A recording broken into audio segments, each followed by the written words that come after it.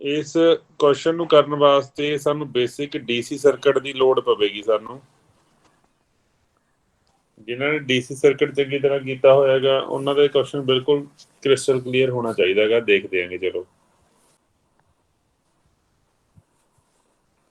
ਲਓ ਰਾਜੇ, ਇੱਕ ਵੋਲਟ ਮੀਟਰ ਲਗਾਇਆਗਾ ਤੁਸੀਂ ਇਸ ਪੁਆਇੰਟ ਤੋਂ ਲੈ ਕੇ ਇਸ ਪੁਆਇੰਟ ਦੇ ਵਿਚਕਾਰ ਇੱਥੇ ਜਿਹੜੀ ਵੋਲਟੇਜ ਆ ਕਿੰਨੀ ਹੋਏਗੀ, ਇਹ ਕੁਐਸਚਨ ਹੈ। ਚਲੋ ਮੈਨੂੰ ਇਹ ਦੱਸੋ ਵੀ ਇਹ ਸਰਕਟ ਜਿਹੜਾ ਇਹ ਸਰਕਟ ਬਣਿਆ ਹੋਇਆ ਇਹਦੇ ਵਿੱਚ ਟੋਟਲ ਜਿਹੜਾ ਕਰੰਟ ਹੈਗਾ, ਕਰੰਟ ਛੱਡੋ, ਚਲੋ ਪਹਿਲਾਂ ਵੋਲਟੇਜ ਦੱਸੋ। ਪੂਰੇ ਸਰਕਟ ਦੇ ਵਿੱਚ ਵੋਲਟੇਜ ਕਿੰਨੀ ਹੈ, ਟੋਟਲ ਵੋਲਟੇਜ ਕਿੰਨੀ ਹੈਗੀ ਪਹਿਲਾਂ ਤੇ ਦੱਸੋ ਮੈਨੂੰ। VT ਆਪਾਂ ਰਹਿਣ ਦਿੰਦੇ ਹੈਗੇ। ਪੂਰੇ ਸਰਕਟ ਦੇ ਵਿੱਚ ਵੋਲਟੇਜ ਕਿੰਨੀ ਹੈਗੀ?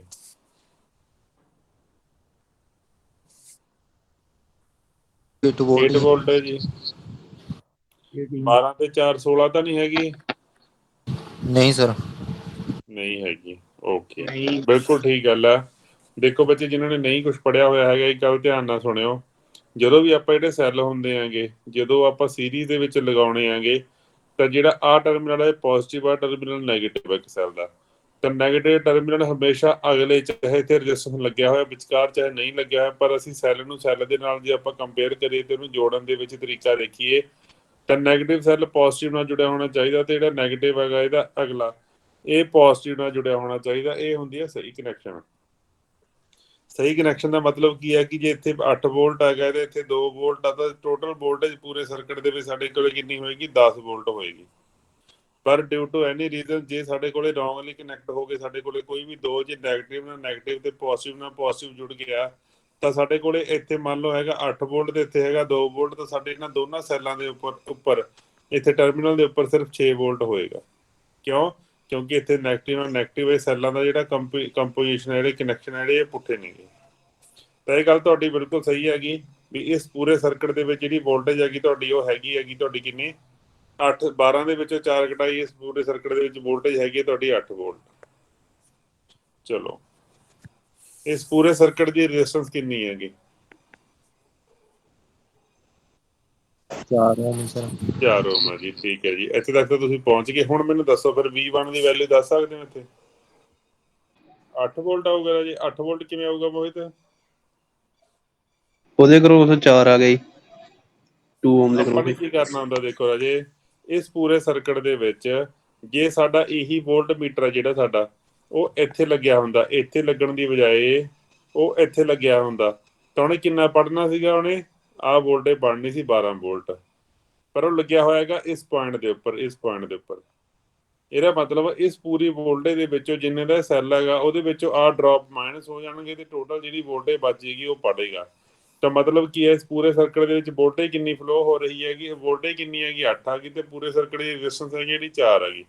ਤਾਂ ਪੂਰੇ ਸਰਕਟ ਦੇ ਵਿੱਚ ਜਿਹੜਾ ਕਰੰਟ ਫਲੋ ਹੋ ਰਿਹਾ ਹੈਗਾ ਉਹ total voltage divide by 4 = 2 ampere current flow ਹੋ ਰਿਹਾ ਹੈਗਾ। ਇਟ ਮੀਨਸ ਇਸ ਸਰਕਟ ਦੇ ਵਿੱਚ ਇਸ ਸਾਈਡ ਤੋਂ 2 ਐਂਪੀਅਰ ਕਰੰਟ ਆ ਰਿਹਾ। ਜੇ ਇੱਧਰੋਂ 2 ਐਂਪੀਅਰ ਕਰੰਟ ਆ ਰਿਹਾ, ਜੇ ਇਹਦੇ ਕ੍ਰਾਸ ਮੈਂ ਵੋਲਟੇਜ ਦੇਖਾਂ, ਵੋਲਟੇਜ ਦਾ ਡ੍ਰੌਪ ਦੇਖਾਂ ਤਾਂ ਇਹ 4 ਵੋਲਟ ਦਾ ਵੋਲਟੇਜ ਡ੍ਰੌਪ ਕਰਾਏਗਾ।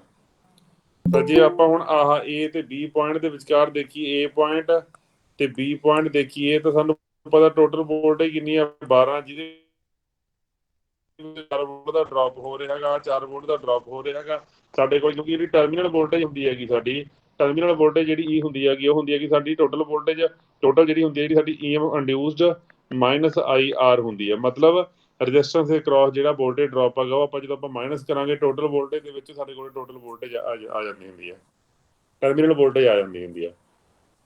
ਤਾਂ ਸਾਡਾ ਜਿਹੜਾ ਵੋਲਟ ਮੀਟਰ V1 ਹੈਗਾ ਕਿੰਨੀ ਵੋਲਟੇਜ ਪੜ੍ਹ ਰਿਹਾ ਜੀ? 8 ਵੋਲਟ ਪੜ੍ਹ ਰਿਹਾ। ਬਿਲਕੁਲ ਸਹੀ ਗੱਲ ਹੈਗੀ।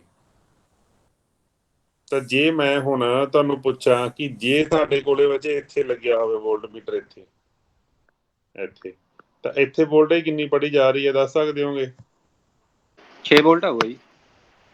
ਹਾਂਜੀ 6। ਠੀਕ ਹੈ ਜੀ। 6 ਵੋਲਟ ਕਿਵੇਂ ਆਇਆ ਗੁਰਵਿੰਦਰ? 6 ਕਿੱਥੋਂ ਆਇਆ? ਮਤਲਬ ਜੀ ਜਿਹੜਾ ਕਰੰਟ ਹੈ ਜੀ ਉਹ ਲੈਫਟ ਹੈਂਡ ਸਾਈਡ ਤੋਂ ਐਂਟਰ ਕਰੇਗਾ ਜੀ ਆਪਣੇ 1 ਓਮ ਦੇ ਰੈਜ਼ਿਸਟੈਂਸ ਠੀਕ ਹੈ ਜੀ। ਲਓ ਜੀ, ਤਾਂ ਇਧਰੋਂ ਐਂਟਰ ਕਰ ਗਿਆ ਜੀ। ਹਾਂ ਨਹੀਂ ਸਰ, ਦੂਸਰੇ ਪਾਸੋਂ ਜੀ। ਓਕੇ ਠੀਕ ਹੈ। ਇਧਰੋਂ ਕੀਤਾ, ਚਲੋ ਮੰਨ ਲਿਆ ਇਧਰੋਂ ਕੀਤਾ ਹਨਾ। ਆਹ ਹਾਂਜੀ ਪੋਜ਼ਿਟਿਵ ਹੈ ਨਾ, ਵੱਡਾ ਸੈੱਲ ਆ ਹੈਗਾ ਵੱਡਾ 12 ਦਾ, ਛੋਟਾ ਆਪਣਾ 4 ਦਾ। ਤਾਂ 12 ਦਾ ਪ੍ਰਭਾਵ ਵੱਧ ਹੋਊਗਾ, 4 ਦਾ ਪ੍ਰਭਾਵ ਜਿਹੜਾ ਹੋਊਗਾ ਉਹ ਘੱਟ ਹੋਊਗਾ। ਹਾਂਜੀ ਹਾਂਜੀ। ਇਧਰੋਂ ਕਰੰਟ ਐਂਟਰ ਕੀਤਾ, ਠੀਕ ਹੈ ਜੀ। ਤਾਂ ਜਿਹੜਾ ਆਪਣੇ ਰੈਜ਼ਿਸਟੈਂਸ ਦੇ ਅਕ੍ਰੋਸ ਡ੍ਰੌਪ ਹੈ ਜੀ, ਉਹਦਾ ਪੋਜ਼ਿਟਿਵ ਸਿਰਾ ਇੱਧਰਲੇ ਪਾਸੇ ਹੈ ਜਿੱਧਰੋਂ ਕਰੰਟ ਐਂਟਰ ਕਰਿਆ ਜੀ। ਤਾਂ ਠੀਕ ਹੁਣ ਹੈ ਜੀ, ਹੋ ਗਿਆ। ਬੈਟਰੀ ਦੇ ਨੈਗੇਟਿਵ ਨਾਲ ਜੀ ਸੈੱਲ ਦੇ ਨੈਗੇਟਿਵ ਨਾਲ ਇੱਧਰ ਪੋਜ਼ਿਟਿਵ ਜੁੜ ਗਿਆ ਜੀ, ਇਹ ਐਡ ਹੋ ਗਈ ਜੀ ਆਪਸ 'ਚ। ਓਕੇ, ਆਪਾਂ ਠੀਕ ਹੈ ਰਾਜੇ। ਇਹਦੇ ਵਿੱਚ ਜੇ ਆਪਾਂ ਇੰਨੇ ਕਿ ਉਹਨੂੰ ਓਪਨ ਕਰ ਦਈਏ ਨਾ, ਇੰਨੇ ਕਿ ਨੂੰ ਆਪਾਂ ਓਪਨ ਕਰ ਦਈਏ, ਇਦਾਂ ਕਰ ਦਈਏ। ਇੱਥੇ ਸਾਡੇ ਕੋਲੇ 4 ਵੋਲਟ ਹੈਗਾ ਗਾ। ਇੱਥੇ ਸਾਡੇ ਕੋਲੇ ਕੀ ਹੈਗਾ ਬੱਚੇ, ਆਹ ਪਾਸਾ ਪੋਜ਼ਿਟਿਵ ਆ ਨੈਗੇਟਿਵ ਆ, ਕਿਉਂਕਿ ਕਰੰਟ ਇੱਧਰ ਜਾ ਰਿਹਾ ਹੈਗਾ। ਤਾਂ ਇੱਥੇ ਜੇ ਕਰੰਟ ਜਾ ਰਿਹਾ ਹੈਗਾ, ਕਰੰਟ ਸਾਡਾ ਫਲੋ ਕਿੰਨਾ ਹੋ ਰਿਹਾ 2, ਤਾਂ 2 ਨੂੰ ਜਦੋਂ ਆਪਾਂ 1 ਨਾਲ ਕਰਾਂਗੇ ਸਾਡੇ ਕੋਲ ਟੋਟਲ ਵੋਲਟੇਜ ਕਿੰਨੀ ਆ ਜਾਏਗੀ 2 ਵੋਲਟ। ਤਾਂ ਜਦੋਂ ਆਪਾਂ A ਤੋਂ B ਵਾਲੇ ਪਾਸੇ ਨੂੰ ਜਾਵਾਂਗੇ ਤਾਂ A ਤੋਂ ਸਭ ਤੋਂ ਪਹਿਲਾਂ ਸਾਨੂੰ ਕੀ ਦਿਖਿਆ, ਪੋਜ਼ਿਟਿਵ 4 ਵੋਲਟ, ਫਿਰ ਸਾਨੂੰ ਪੋਜ਼ਿਟਿਵ 2 ਵੋਲਟ, ਤਾਂ ਕੁੱਲ ਵੋਲਟੇਜ ਕਿੰਨੀ ਹੋ ਗਈ 6 ਵੋਲਟ ਹੋ ਗਈ। ਠੀਕ ਹੈ ਬੱਚੇ। ਤਾਂ ਅੱਛਾ, ਇਹਨੂੰ ਚਾਹੇ ਤਾਂ ਇਦਾਂ ਯਾਦ ਰੱਖ ਲਓ, ਕੋਈ ਦਿੱਕਤ ਵਾਲੀ ਗੱਲ ਨਹੀਂ। ਇੱਕ ਚੀਜ਼ ਇੱਥੇ ਯਾਦ ਰੱਖਣ ਯੋਗ ਹੋਰ ਹੈਗੀ, ਤੁਹਾਨੂੰ ਮੈਂ ਹਮੇਸ਼ਾ ਕਹਿਣਾ ਹੁੰਦਾ ਨਾ ਵੀ ਜ਼ਰੂਰੀ ਨਹੀਂ ਹੁੰਦਾ, ਇਹ ਤਾਂ ਹੈਗਾ ਫਾਰਮੂਲਾ। ਕੋਈ ਨਾ ਕੋਈ ਤਾਂ ਕੰਸੈਪਟ ਤੁਹਾਨੂੰ ਦੱਸਣਾ ਹੀ ਹੈਗਾ, ਕੋਈ ਨਾ ਕੋਈ ਕੰਸੈਪਟ ਦੱਸਦੇ ਆ ਵੀ ਕਿਵੇਂ ਆਪਾਂ ਕੰਸੈਪਟ ਦੇ ਨਾਲ ਇਹਨੂੰ ਯਾਦ ਰੱਖ ਸਕਦੇ ਹਾਂਗੇ। ਉਹ ਕੰਸੈਪਟ ਕੀ ਹੈਗਾ, ਉਹ ਕੰਸੈਪਟ ਇਹ ਹੈਗਾ ਵੀ ਜਦੋਂ ਕਦੇ ਵੀ ਰਾਜੇ ਜਿਹੜਾ ਕਰੰਟ ਹੈਗਾ ਜਿਸ ਸੈੱਲ ਦੇ ਜਾਂ ਜਿਹੜੇ ਸੈੱਲ, ਇੱਕ ਮਿੰਟ,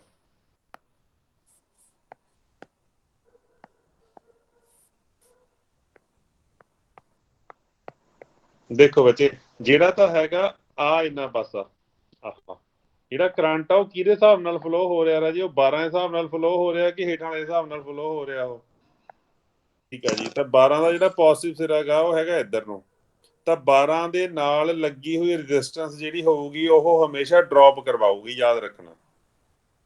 ਜਿਹਦਾ ਕਰੰਟ ਡੋਮੀਨੇਟਿੰਗ ਹੋਊਗਾ, ਇਹਦਾ ਮਤਲਬ ਕੀ ਹੈਗਾ, 12 ਦੇ ਹਿਸਾਬ ਨਾਲ ਕਰੰਟ ਫਲੋ ਹੋ ਰਿਹਾ, ਤਾਂ ਇਹ 12 ਸਾਡਾ ਕੀ ਹੈ, ਵੋਲਟੇਜ ਸੋਰਸ ਹੈਗਾ। ਜੇ ਆਪਾਂ ਇਹਨੂੰ ਇਦਾਂ ਸਮਝੀਏ ਵੀ ਇਹ ਵੋਲਟੇਜ ਸੋਰਸ ਹੈਗਾ। ਤੇ ਜਿਹੜਾ ਆਹ ਹੈਗਾ ਸਾਡਾ, ਇਹ ਹੈਗਾ ਸੀਗਾ ਸਾਡਾ ਆਈ ਥਿੰਕ 4, ਤੇ ਜਿਹੜਾ ਸਾਡਾ 4 ਹੈਗਾ, ਕੀ 4 ਕਰੰਟ ਇੱਧਰ ਨੂੰ ਦੇ ਰਿਹਾ ਹੈਗਾ, ਨਹੀਂ ਦੇ ਰਿਹਾ ਹੈਗਾ। ਜੇ ਕਰੰਟ ਇੱਧਰ ਨੂੰ ਦੇ ਹੀ ਨਹੀਂ ਰਿਹਾ ਹੈਗਾ 4, ਇਹਦਾ ਮਤਲਬ ਇਹ ਬੈਟਰੀ ਹੈਗੀ। ਇਹ ਕਿਹਨੂੰ ਬੈਟਰੀ ਕਹਿ ਸਕਦੇ, ਨਹੀਂ ਕਹਿ ਸਕਦੇ। ਜੇ ਬੈਟਰੀ ਨਹੀਂ ਹੈਗੀ, ਇਹ ਤਾਂ ਇੱਕ ਤਰ੍ਹਾਂ ਦਾ ਵੋਲਟੇਜ ਡ੍ਰੌਪ ਹੀ ਹੈਗਾ। ਇਹ ਤਾਂ ਵੋਲਟੇਜ ਡ੍ਰੌਪ ਆ, ਇਹ ਤਾਂ ਬੈਟਰੀ ਹੈ ਹੀ ਨਹੀਂ। ਜੇ ਬੈਟਰੀ ਹੁੰਦੀ ਫਿਰ ਤਾਂ ਆਪਾਂ 4 ਦੇ ਵਿੱਚੋਂ ਆਹ ਡ੍ਰੌਪ ਮਾਈਨਸ ਕਰ ਦਿੰਦੇ ਤੇ ਸਾਡਾ ਆਨਸਰ ਆ ਜਾਂਦਾ। ਬਟ ਇਹ ਬੈਟਰੀ ਨਹੀਂ ਹੈਗੀ ਬੱਚੇ, ਇਹ ਤਾਂ ਵੋਲਟੇਜ ਡ੍ਰੌਪ ਆ। ਤੇ ਵੋਲਟੇਜ ਚੋਰ ਚਚੇਰੇ ਭਾਈ, ਜੇ ਵੀ ਵੋਲਟੇਜ ਡ੍ਰੌਪ ਆ ਤਾਂ ਵੈਸੇ ਹੀ ਵੋਲਟੇਜ ਡ੍ਰੌਪ ਆ, ਰੈਜ਼ਿਸਟੈਂਸ ਦੇ ਵਿੱਚ ਤਾਂ ਹੁੰਦਾ ਹੀ ਵੋਲਟੇਜ ਡ੍ਰੌਪ ਹੁੰਦਾ। ਇਟ ਮੀਨਸ ਦੋਨੇ ਵੋਲਟੇਜ ਡ੍ਰੌਪਸ ਨੂੰ ਅਸੀਂ ਜੋੜਾਂਗੇ ਤੇ ਸਾਡੇ ਕੋਲ ਕੁੱਲ ਮਿਲ ਕੇ ਵੋਲਟੇਜ ਡ੍ਰੌਪ ਕਿੰਨਾ ਆ ਜਾਊਗਾ, 6 ਵੋਲਟ ਬੱਚੇ। ਜਿਹੜੇ ਸੈੱਲ ਦੇ ਵਿੱਚ ਕਰੰਟ ਆ ਜਿਹੜਾ ਉਹਦੇ ਆਪਦੇ ਪੋਜ਼ਿਟਿਵ ਨੈਗੇਟਿਵ ਦੇ ਹਿਸਾਬ ਦੇ ਨਾਲ ਫਲੋ ਹੀ ਨਹੀਂ ਹੋ ਰਿਹਾ ਹੈਗਾ, ਤਾਂ ਉਹ ਸੈੱਲ ਸਾਡੇ ਵਾਸਤੇ ਕੋਈ ਵੋਲਟੇਜ ਵਧਾਉਣ ਦਾ ਕੰਮ ਨਹੀਂ ਕਰ ਰਿਹਾ ਹੈਗਾ, ਉਹ ਵੋਲਟੇਜ ਘਟਾਉਣ ਦਾ ਕੰਮ ਕਰ ਰਿਹਾ, ਕਿਉਂਕਿ ਉਹ ਰੋਂਗਲੀ ਕਨੈਕਟਡ ਹੈਗਾ। ਤਾਂ ਡ੍ਰੌਪ ਜੇ ਸਾਡੇ ਕੋਲ ਆ 4 ਵੋਲਟ ਆਪਦੇ ਆਪ ਨੂੰ ਇਹ ਡ੍ਰੌਪ ਕਰਵਾ ਰਿਹਾ ਸੀ, 4 ਵੋਲਟ 12 ਦੇ ਵਿੱਚੋਂ ਘਟ ਰਿਹਾ ਸੀਗਾ, ਤਾਂ ਆਬਵੀਅਸਲੀ ਆਹ ਰੈਜ਼ਿਸਟੈਂਸ ਤਾਂ ਪਹਿਲਾਂ ਹੀ ਘਟਦਾ ਹੀ ਹੁੰਦਾ ਹੈਗਾ। ਤੇਰਾ ਮਤਲਬ ਦੋਨੇ ਡ੍ਰੌਪ ਆਪਸ ਦੇ ਵਿੱਚ ਕੀ ਹੋਣਗੇ, ਐਡ ਹੋਣਗੇ। ਤਾਂ ਕਰਕੇ ਆਪਾਂ 4 ਵੋਲਟ ਦੇ ਉਹ 2 ਵੋਲਟ ਨੂੰ ਜੋੜ ਕੇ ਟੋਟਲ ਵੋਲਟੇਜ ਕਿੰਨੀ ਕਰ ਲਈ, 6 ਵੋਲਟ ਕਰ ਲਈ। ਕਲੀਅਰ ਹੋ ਗਈ ਰਾਜੀ ਗੱਲ। ਇਹ ਡੀਸੀ ਨੂੰ ਇਹਦੇ ਵਿੱਚ ਕਿਉਂ ਵਾੜਿਆ ਗਿਆ, ਤੈਨੂੰ ਕੁਐਸਚਨ ਜਿਉਂ ਆਪਾਂ ਕਰਾਂਗੇ ਤੁਹਾਨੂੰ ਅੱਗੇ ਪਤਾ ਲੱਗ ਜਾਏਗਾ। ਆਪਾਂ ਅਗਲਾ ਅੱਜ ਦਾ ਟੌਪਿਕ ਸਟਾਰਟ ਕਰ ਦਿਆਂਗੇ। ਹੁਣ ਬੱਚੇ ਵੀ ਸਾਰਿਆਂ ਨੇ ਜੁਆਇਨ ਕਰ ਹੀ ਲਿਆ ਹੈਗਾ। ਅੱਜ ਦਾ ਜਿਹੜਾ ਸਾਡਾ ਟੌਪਿਕ ਹੈਗਾ, ਉਸ ਟੌਪਿਕ ਦਾ ਨਾਂ ਹੈਗਾ ਬੱਚੇ ਪੋਟੈਂਸ਼ੀਓਮੀਟਰ।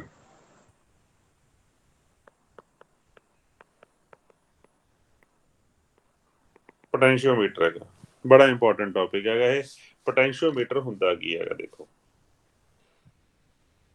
ਪੋਟੈਂਸ਼ੀਓਮੀਟਰ ਨੂੰ ਜੇ ਆਪਾਂ ਨਾਮ ਦੇ ਵਿੱਚ ਤੋੜੀਏ, ਇੱਕ ਤਾਂ ਇਹਦੇ ਵਿੱਚ ਲਿਖਿਆ ਹੋਇਆ ਹੈਗਾ ਪੋਟੈਂਸ਼ੀਅਲ, ਇੱਕ ਲਿਖਿਆ ਹੋਇਆ ਮੀਟਰ। ਇਹ ਬੇਸਿਕਲੀ ਦਾ ਕੰਮ ਹੁੰਦਾ ਕੀ ਹੈਗਾ, ਇਹਦੇ ਨਾਂ ਤੋਂ ਇੰਨੀ ਗੱਲ ਲਿਖ ਲੈਂਦੇ ਆਪਾਂ, used to measure the potential major ਕਰਨ ਵਾਸਤੇ ਇਹਨੂੰ ਯੂਜ਼ ਕਰਦੇ ਆਂਗੇ। ਹੁਣ ਸਾਨੂੰ ਪਤਾ ਹੈ ਪੋਟੈਂਸ਼ੀਅਲ ਯੂਜ਼ ਕਰਨ ਵਾਸਤੇ ਤਾਂ ਅਸੀਂ ਮੇਜਰ ਕਰਨ ਵਾਸਤੇ ਅਸੀਂ ਯੂਜ਼ ਕਿਹਨੂੰ ਕੀਤਾ ਸੀਗਾ, ਵੋਲਟਮੀਟਰ ਨੂੰ। ਤਾਂ ਸਾਨੂੰ ਲੋੜ ਕੀ ਹੈਗੀ ਐਮੀਟਰ, ਪੋਟੈਂਸ਼ੀਓਮੀਟਰ ਨੂੰ ਯੂਜ਼ ਕਰਨ ਦੀ। ਤਾਂ ਦੇਖੋ ਬੱਚੇ, ਮੰਨ ਲਓ ਇੱਕ ਤੁਹਾਡੇ ਕੋਲ ਇੱਕ ਸੈੱਲ ਹੈਗਾ, ਆਹ ਇਹ ਸੈੱਲ ਹੈਗਾ ਤੁਹਾਡੇ ਕੋਲੇ 4 ਵੋਲਟ ਦਾ, ਇਹਦੀ ਕੋਈ ਇੰਟਰਨਲ ਰੈਜ਼ਿਸਟੈਂਸ ਹੈਗੀ। ਤੁਸੀਂ ਇੱਥੇ ਲਗਾ ਲਿਆ ਇੱਕ ਵੋਲਟਮੀਟਰ, ਤਾਂ ਮੈਨੂੰ ਦੱਸੋ ਰਾਜੇ ਕੀ ਇਹ 4 ਵੋਲਟ ਪੜ੍ਹਦਾ ਸੀ ਐਗਜ਼ੈਕਟ 4 ਵੋਲਟ? ਇਹ ਕੀ ਇਹ ਟਰਮੀਨਲ ਵੋਲਟੇਜ ਪੜਦਾ ਸੀ ਆ ਦੋ ਟਰਮੀਨਲਾਂ ਦੀ ਕਿ ਇਹਦੀ ਅੰਦਰਲੇ ਦੀ ਈਐਮਐਫ ਪੜਦਾ ਸੀ, ਇਹ ਦੱਸੋ ਰਾਜਾ ਜਿਹੜਾ ਵੋਲਟੇਜ ਸੋਰਸ ਆਪਾਂ ਲਗਾਉਂਦੇ ਸੀ ਇੱਥੇ ਕੋਈ ਨਾ ਕੋਈ ਇੰਟਰਨਲ ਰੈਜ਼ਿਸਟੈਂਸ ਲੱਗੀ ਹੋਈ ਹੈ। ਜੇ ਇੰਟਰਨਲ ਰੈਜ਼ਿਸਟੈਂਸ 0 ਹੁੰਦੀ ਤਾਂ ਆਪਾਂ ਕਹਿ ਸਕਦੇ ਸੀਗੇ ਵੀ ਜਿੰਨੀ ਵੋਲਟੇਜ ਇੱਥੇ ਆਈ ਆ ਉਹ ਸਾਰੀ ਵੋਲਟੇਜ ਸਾਡੀ ਵੋਲਟ ਮੀਟਰ ਦੁਆਰਾ ਪੜ੍ਹ ਲਈ ਜਾਵੇਗੀ। But generally or practically it is not possible to have internal resistance is equal to 0।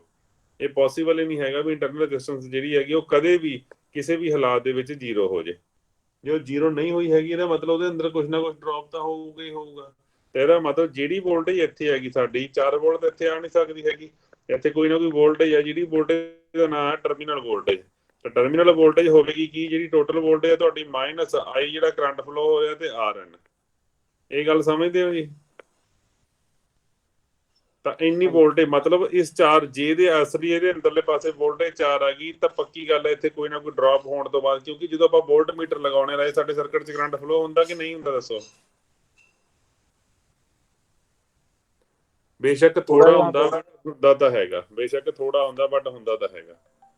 ਤਾਂ ਜੇ ਇਹ ਥੋੜਾ ਬਹੁਤਾ ਫਲੋ ਹੁੰਦਾ, ਜੇ ਇਹ ਥੋੜਾ ਫਲੋ ਹੁੰਦਾ ਤਾਂ ਇਹਦੀ ਜਿਹੜੀ ਆਪਦੀ ਇੰਟਰਨਲ ਰੈਜ਼ਿਸਟੈਂਸ ਹੈਗੀ ਇਹਦੀ ਆਪਦੀ, ਤੇਰਾ ਮਤਲਬ ਕੀ ਹੈ ਬੱਚੇ ਦਾ ਮਤਲਬ ਇਹ ਹੈਗਾ ਵੀ ਜਿਹੜੀ ਆ ਵੋਲਟੇਜ ਹੈਗੀ ਇਹ ਦੋ ਹਿੱਸਿਆਂ 'ਚ ਵੰਡੀ ਜਾਏਗੀ।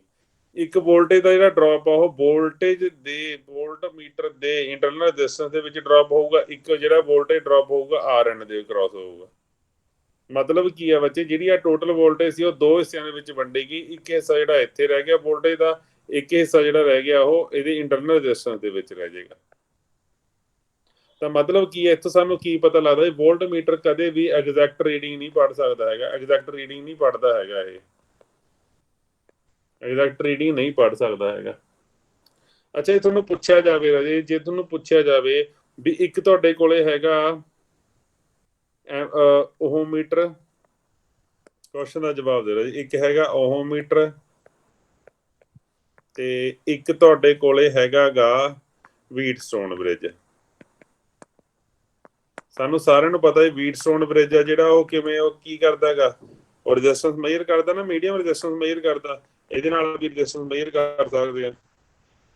ਤਾਂ ਦੋਨਾਂ ਦੇ ਵਿੱਚੋਂ ਵਧੀਆ ਮੈਥਡ ਕਿਹੜਾ ਹੈਗਾ ਰਾਜੇ, ਐਗਜ਼ੈਕਟ ਜਿਹੜਾ ਐਰਰ ਜਿਹਦੇ ਵਿੱਚ ਘੱਟ ਐਰਰ ਆਉਣ ਦੇ ਚਾਂਸ ਆ, ਉਹ ਕਿਹੜਾ ਮੈਥਡ ਆ, ਵੀਟਸਟੋਨ ਬ੍ਰਿਜ ਕਿ ਓਹਮ ਮੀਟਰ? ਵੀਟਸਟੋਨ ਕਿਉਂ ਆ ਵੀਟਸਟੋਨ? ਸਰ ਇਹ ਨਲ ਟਾਈਪ ਇਨਸਟਰੂਮੈਂਟ ਹੈ ਜੀ।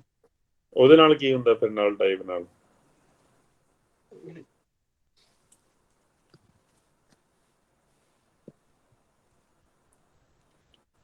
ਦੇਖੋ ਬੱਚੇ, ਚਲੋ ਤੁਹਾਡੀ ਗੱਲ ਠੀਕ ਹੈ ਵੀ ਇਹ ਜਿਹੜਾ ਇੰਸਟਰੂਮੈਂਟ ਹੈਗਾ ਇਹ ਨਲ ਟਾਈਪ ਇੰਸਟਰੂਮੈਂਟ ਹੈ। ਨਲ ਟਾਈਪ ਇੰਸਟਰੂਮੈਂਟਸ ਕੀ ਹੁੰਦੇ ਨੇਗੇ ਵੀ ਜਦੋਂ ਸਾਡੇ ਕੋਲੇ ਰੀਡਿੰਗ ਆ ਰਹੀ ਹੋ, ਜਦੋਂ ਵੀ ਅਸੀਂ ਰੀਡਿੰਗ ਲੈਣੇ ਹੈਗੇ ਬੱਚੇ, ਰੀਡਿੰਗ ਲੈਣ ਵੇਲੇ ਵੋਲਟ ਮੀਟਰ ਕੀ ਉਦੋਂ ਇੱਥੇ ਕੋਈ ਨਾ ਕੋਈ ਕਰੰਟ ਫਲੋ ਹੁੰਦਾ ਸੀਗਾ। ਕਰੰਟ ਫਲੋ ਹੁੰਦਾ ਹੈ, ਜਿੱਥੇ ਕਰੰਟ ਹੋਊਗਾ ਉੱਥੇ ਵੋਲਟੇਜ ਡ੍ਰੌਪ ਦਾ ਹੋਣਾ ਲਾਜ਼ਮੀ ਹੈ। ਤਾਂ ਬਟ ਜਿਹੜੇ ਸਾਡੇ ਨਲ ਡਿਫਲੈਕਸ਼ਨ ਟਾਈਪ ਐਮੀਟਰ ਜਾਂ ਵੋਲਟ ਮੀਟਰ ਜਾਂ ਜੋ ਵੀ ਸਾਡੇ ਕੋਲੇ ਕੋਈ ਡਿਵਾਈਸ ਹੁੰਦਾ ਹੈਗਾ, ਉਹ ਰੀਡਿੰਗ ਦੇਣ ਵੇਲੇ ਉਹਦੇ ਅੰਦਰ ਕੋਈ ਵੀ ਕਰੰਟ ਫਲੋ ਨਹੀਂ ਹੁੰਦਾ, ਉਹਦੇ ਅੰਦਰ ਕੋਈ ਕਰੰਟ ਫਲੋ ਨਹੀਂ ਹੁੰਦਾ ਨੋ ਕਰੰਟ ਵਿਲ ਫਲੋ ਡਿਊਰਿੰਗ ਦਾ ਨਲ ਡਿਫਲੈਕਸ਼ਨ। ਇਹ ਫਾਇਦਾ ਹੋ ਜਾਂਦਾ ਵੀ ਜੇ ਕਰੰਟ ਹੀ ਨਹੀਂ ਫਲੋ ਹੋ ਰਿਹਾ ਤਾਂ ਜਿੰਨੀਆਂ ਵੀ ਇੰਟਰਨਲ ਰੈਜ਼ਿਸਟੈਂਸ ਆਉਂਦੀਆਂ ਹੈਗੀਆਂ ਉਹਨਾਂ ਦੇ ਅੰਦਰ ਹੋਣ ਵਾਲਾ ਵੋਲਟੇਜ ਡ੍ਰੌਪ ਜਿਹੜਾ ਹੁੰਦਾ ਹੈਗਾ IR voltage drop that would also 0। Null type ਦਾ ਇਹ ਫਾਇਦਾ ਹੁੰਦਾ ਹੈਗਾ ਵੀ ਮੰਨ ਲਓ ਜਿਹਦਾ ਰੈਜ਼ਿਸਟੈਂਸ ਪਤਾ ਕਿਵੇਂ ਮਿਣਦੇ ਹੁੰਦੇ ਹੈਗੇ, ਅਸੀਂ ਰੈਜ਼ਿਸਟੈਂਸ ਅਸੀਂ ਇਦਾਂ ਮਿਣਦੇ ਹੁੰਦੇ ਹੈਗੇ ਵੀ ਸਾਡੇ ਕੋਲੇ ਮੰਨ ਲਓ ਆਹ ਹੈਗਾ ਸਾਡਾ ਇੱਥੇ 3 ਲੱਗਿਆ ਹੋਇਆ ਹੈਗਾ, ਇੱਥੇ 2 ਲੱਗਿਆ ਹੋਇਆ ਹੈਗਾ, ਇੱਥੇ ਲੱਗਿਆ ਹੋਇਆ 4 ਓਮ।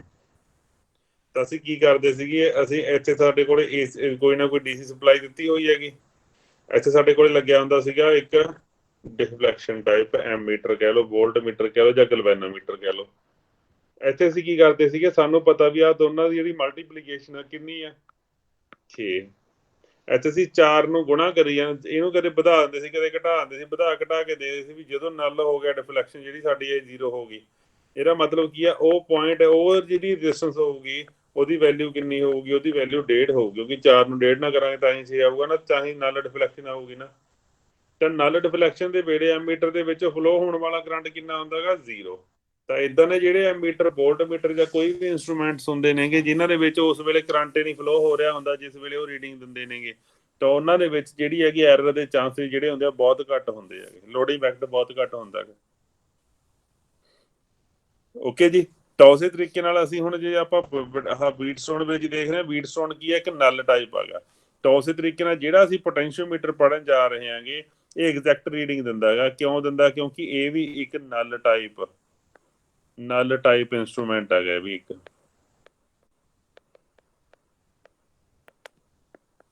ਇਹ ਵੀ ਇੱਕ ਨਲ ਟਾਈਪ ਇੰਸਟਰੂਮੈਂਟ ਹੈ। ਹੁਣ ਨਲ ਟਾਈਪ ਕਿਵੇਂ ਹੈਗਾ, ਕਿਵੇਂ ਰੀਡਿੰਗ ਦਿੰਦਾ ਹੈਗਾ, ਇਹ ਸਾਰੀਆਂ ਡਿਸਕਸ਼ਨ ਕਰਨ ਜਾ ਰਹੇ ਹਾਂਗੇ ਆਪਾਂ। ਤਾਂ ਸਭ ਤੋਂ ਪਹਿਲਾਂ ਦੇਖੋ ਜੀ, ਪੋਟੈਂਸ਼ੀਓਮੀਟਰ ਦਾ ਯੂਜ਼ ਕਾਹਦੇ ਵਾਸਤੇ? ਪਹਿਲਾਂ ਹੁੰਦਾ ਕੀ ਹੈ ਦੇਖੋ,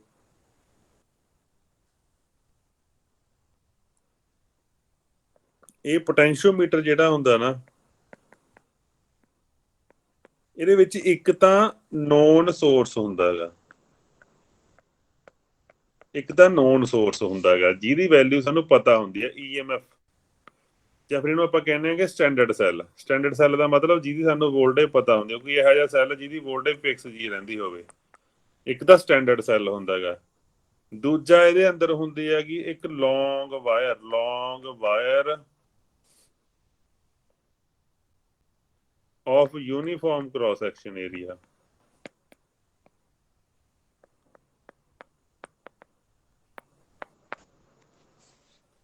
ਤੀਜਾ ਰਾਜੇ ਇਹਦੇ ਵਿੱਚ ਹੁੰਦੀ ਹੈ ਸਲਾਈਡਰ, ਤੇ ਚੌਥਾ ਹੁੰਦਾ ਹੈਗਾ ਸਕੇਲ। ਇਹ ਹੁੰਦਾ ਜੀ, ਇਹ ਚਾਰ ਚੀਜ਼ਾਂ ਲੱਗੀਆਂ ਹੁੰਦੀਆਂ। ਸਾਡੇ ਕੋਲ ਇੱਕ ਲੱਗਿਆ ਹੋਇਆ ਹੈਗਾ EMF ਸਟੈਂਡਰਡ ਸੈੱਲ ਦੇ ਨਾਲ ਅਸੀਂ ਇੱਕ ਲਾਈ ਹੋਈ ਆ ਸਲਾਈਡਰ ਵਾਇਰ। ਇੱਕ ਵਾਇਰ ਆ ਜਿਹਦੀ ਲੈਂਥ ਆ ਜਿਹੜੀ ਬਹੁਤ ਲੰਬੀ ਆ, 4-5 ਮੀਟਰ ਦੀ ਵਾਇਰ ਹੈਗੀ, ਬਹੁਤ ਲੰਬੀ। ਜਿਹਦਾ ਜਿਹੜਾ ਏਰੀਆ ਹੈਗਾ, ਕ੍ਰਾਸ ਸੈਕਸ਼ਨ ਏਰੀਆ, ਅਸੀਂ ਪਹਿਲੀ ਪੜ੍ਹ ਕੇ ਹਟੇ ਹਾਂ। ਵਾਰ-ਵਾਰ ਮੈਂ ਇਹ ਗੱਲ ਕਿਉਂ ਕਹਿ ਰਿਹਾ ਹੈਗਾ, ਕ੍ਰਾਸ ਸੈਕਸ਼ਨ ਏਰੀਆ ਜੇ ਸਾਡਾ ਇਕੁਅਲ ਹੋਊਗਾ ਤਾਂ ਹੀ ਯੂਨੀਫਾਰਮਲੀ ਰੈਜ਼ਿਸਟੈਂਸ ਬਣੀ ਹੋਊਗੀ ਇਹਦੇ ਅੰਦਰ। ਜੇ ਤਾਰ ਕਿਤੋਂ ਮੋਟੀ ਹੋਈ, ਕਿਤੋਂ ਦੇਖਿਓ ਜੀ ਕੋਈ ਤਾਰ ਏਦਾਂ ਦੀ ਹੋਈ ਵੀ ਕਿਤੋਂ ਮੋਟੀ ਆ, ਕਿਤੋਂ ਪਤਲੀ ਆ, ਕਿਤੋਂ ਮੋਟੀ ਆ, ਕਿਤੋਂ ਪਤਲੀ ਆ, ਫਿਰ ਕੀ ਹੋਏਗਾ? ਜਿਹੜੀ ਇਹਦੀ ਰੈਜ਼ਿਸਟੈਂਸ ਆ ਗਈ ਇਸ ਵਾਇਰ ਦੀ, ਜਿਹੜੀ ਆ ਬਣਾਈ ਆ ਆਪਾਂ, ਇਸ ਵਾਇਰ ਦੀ ਰੈਜ਼ਿਸਟੈਂਸ ਆ ਜਿਹੜੀ ਉਹ ਯੂਨੀਫਾਰਮਲੀ ਡਿਸਟ੍ਰੀਬਿਊਟ ਨਹੀਂ ਹੈਗੀ। ਇਹ ਯੂਨੀਫਾਰਮ ਰੈਜ਼ਿਸਟੈਂਸ ਨਹੀਂ ਹੈਗੀ। ਇੱਥੇ ਰੈਜ਼ਿਸਟੈਂਸ ਤਾਂ ਘੱਟ ਆ ਗਈ ਇੰਨੇ ਥਾਂ ਦੇ ਵਿੱਚ, ਤਾਂ ਆਹ ਥਾਂ ਦੇ ਵਿੱਚ ਤਾਂ, ਬਟ ਇੱਥੋਂ ਲੈ ਕੇ ਇੱਥੇ ਤੱਕ ਰੈਜ਼ਿਸਟੈਂਸ ਵੱਧ ਆ ਗਈ, ਇੱਥੇ ਫੇਰ ਘੱਟ ਆ ਗਈ, ਇੱਥੇ ਤੋਂ ਲੈ ਕੇ ਇੱਥੇ ਤੱਕ ਫੇਰ ਵੱਧ ਗਈ।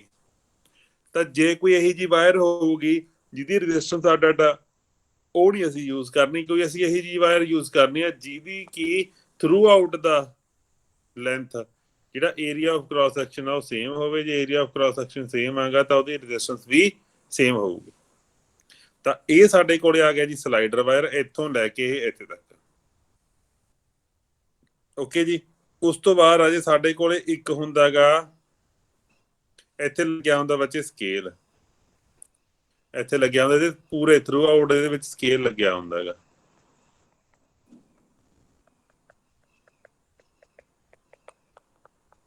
ਇਹਦੀ ਕੋਈ ਨਾ ਕੋਈ ਲੈਂਥ ਹੁੰਦੀ ਹੈ, L ਲੈਂਥ। ਇੱਕ ਇਹਦੇ ਵਿੱਚ ਲੱਗਿਆ ਹੁੰਦਾ ਗੈਲਵੇਨੋਮੀਟਰ, ਤੇ ਆਹ ਹੁੰਦੀ ਇਹਦੀ ਸਲਾਈਡਰ ਵਾਇਰ। ਜਿਹੜੀ ਆ ਸਲਾਈਡਰ ਵਾਇਰ ਹੈਗੀ, ਇਹ ਕਿਤੇ ਵੀ ਮੂਵ ਕਰ ਸਕਦੀ ਹੈ ਇੱਥੋਂ। ਇਹਨੂੰ ਏਦਾਂ ਜੀ ਕਹਿ ਲਓ ਤਾਂ ਕਿ ਤੁਹਾਨੂੰ ਸੌਖਾ ਪਤਾ ਲੱਗ ਜੇ। ਇਹ ਏਦਾਂ ਹੁੰਦੀ ਹੈਗੀ ਇਹ ਵਾਇਰ, ਆ ਮੂਵੇਬਲ ਹੁੰਦੀ ਹੈਗੀ। ਇਹ ਇੱਥੇ ਕਿਤੇ ਵੀ, ਇੱਥੇ ਵੀ ਲੱਗ ਸਕਦੀ ਹੈ, ਇੱਥੇ ਵੀ ਆ ਸਕਦੀ ਹੈ, ਇੱਥੇ ਵੀ ਆ ਸਕਦੀ ਹੈ। ਇਹ ਮੂਵ ਕਰਦੀ ਰਹਿੰਦੀ, ਆਪਾਂ ਕਿਤੇ ਵੀ ਮੂਵ ਕਰਵਾ ਸਕਦੇ ਹਾਂ ਇਹਨੂੰ।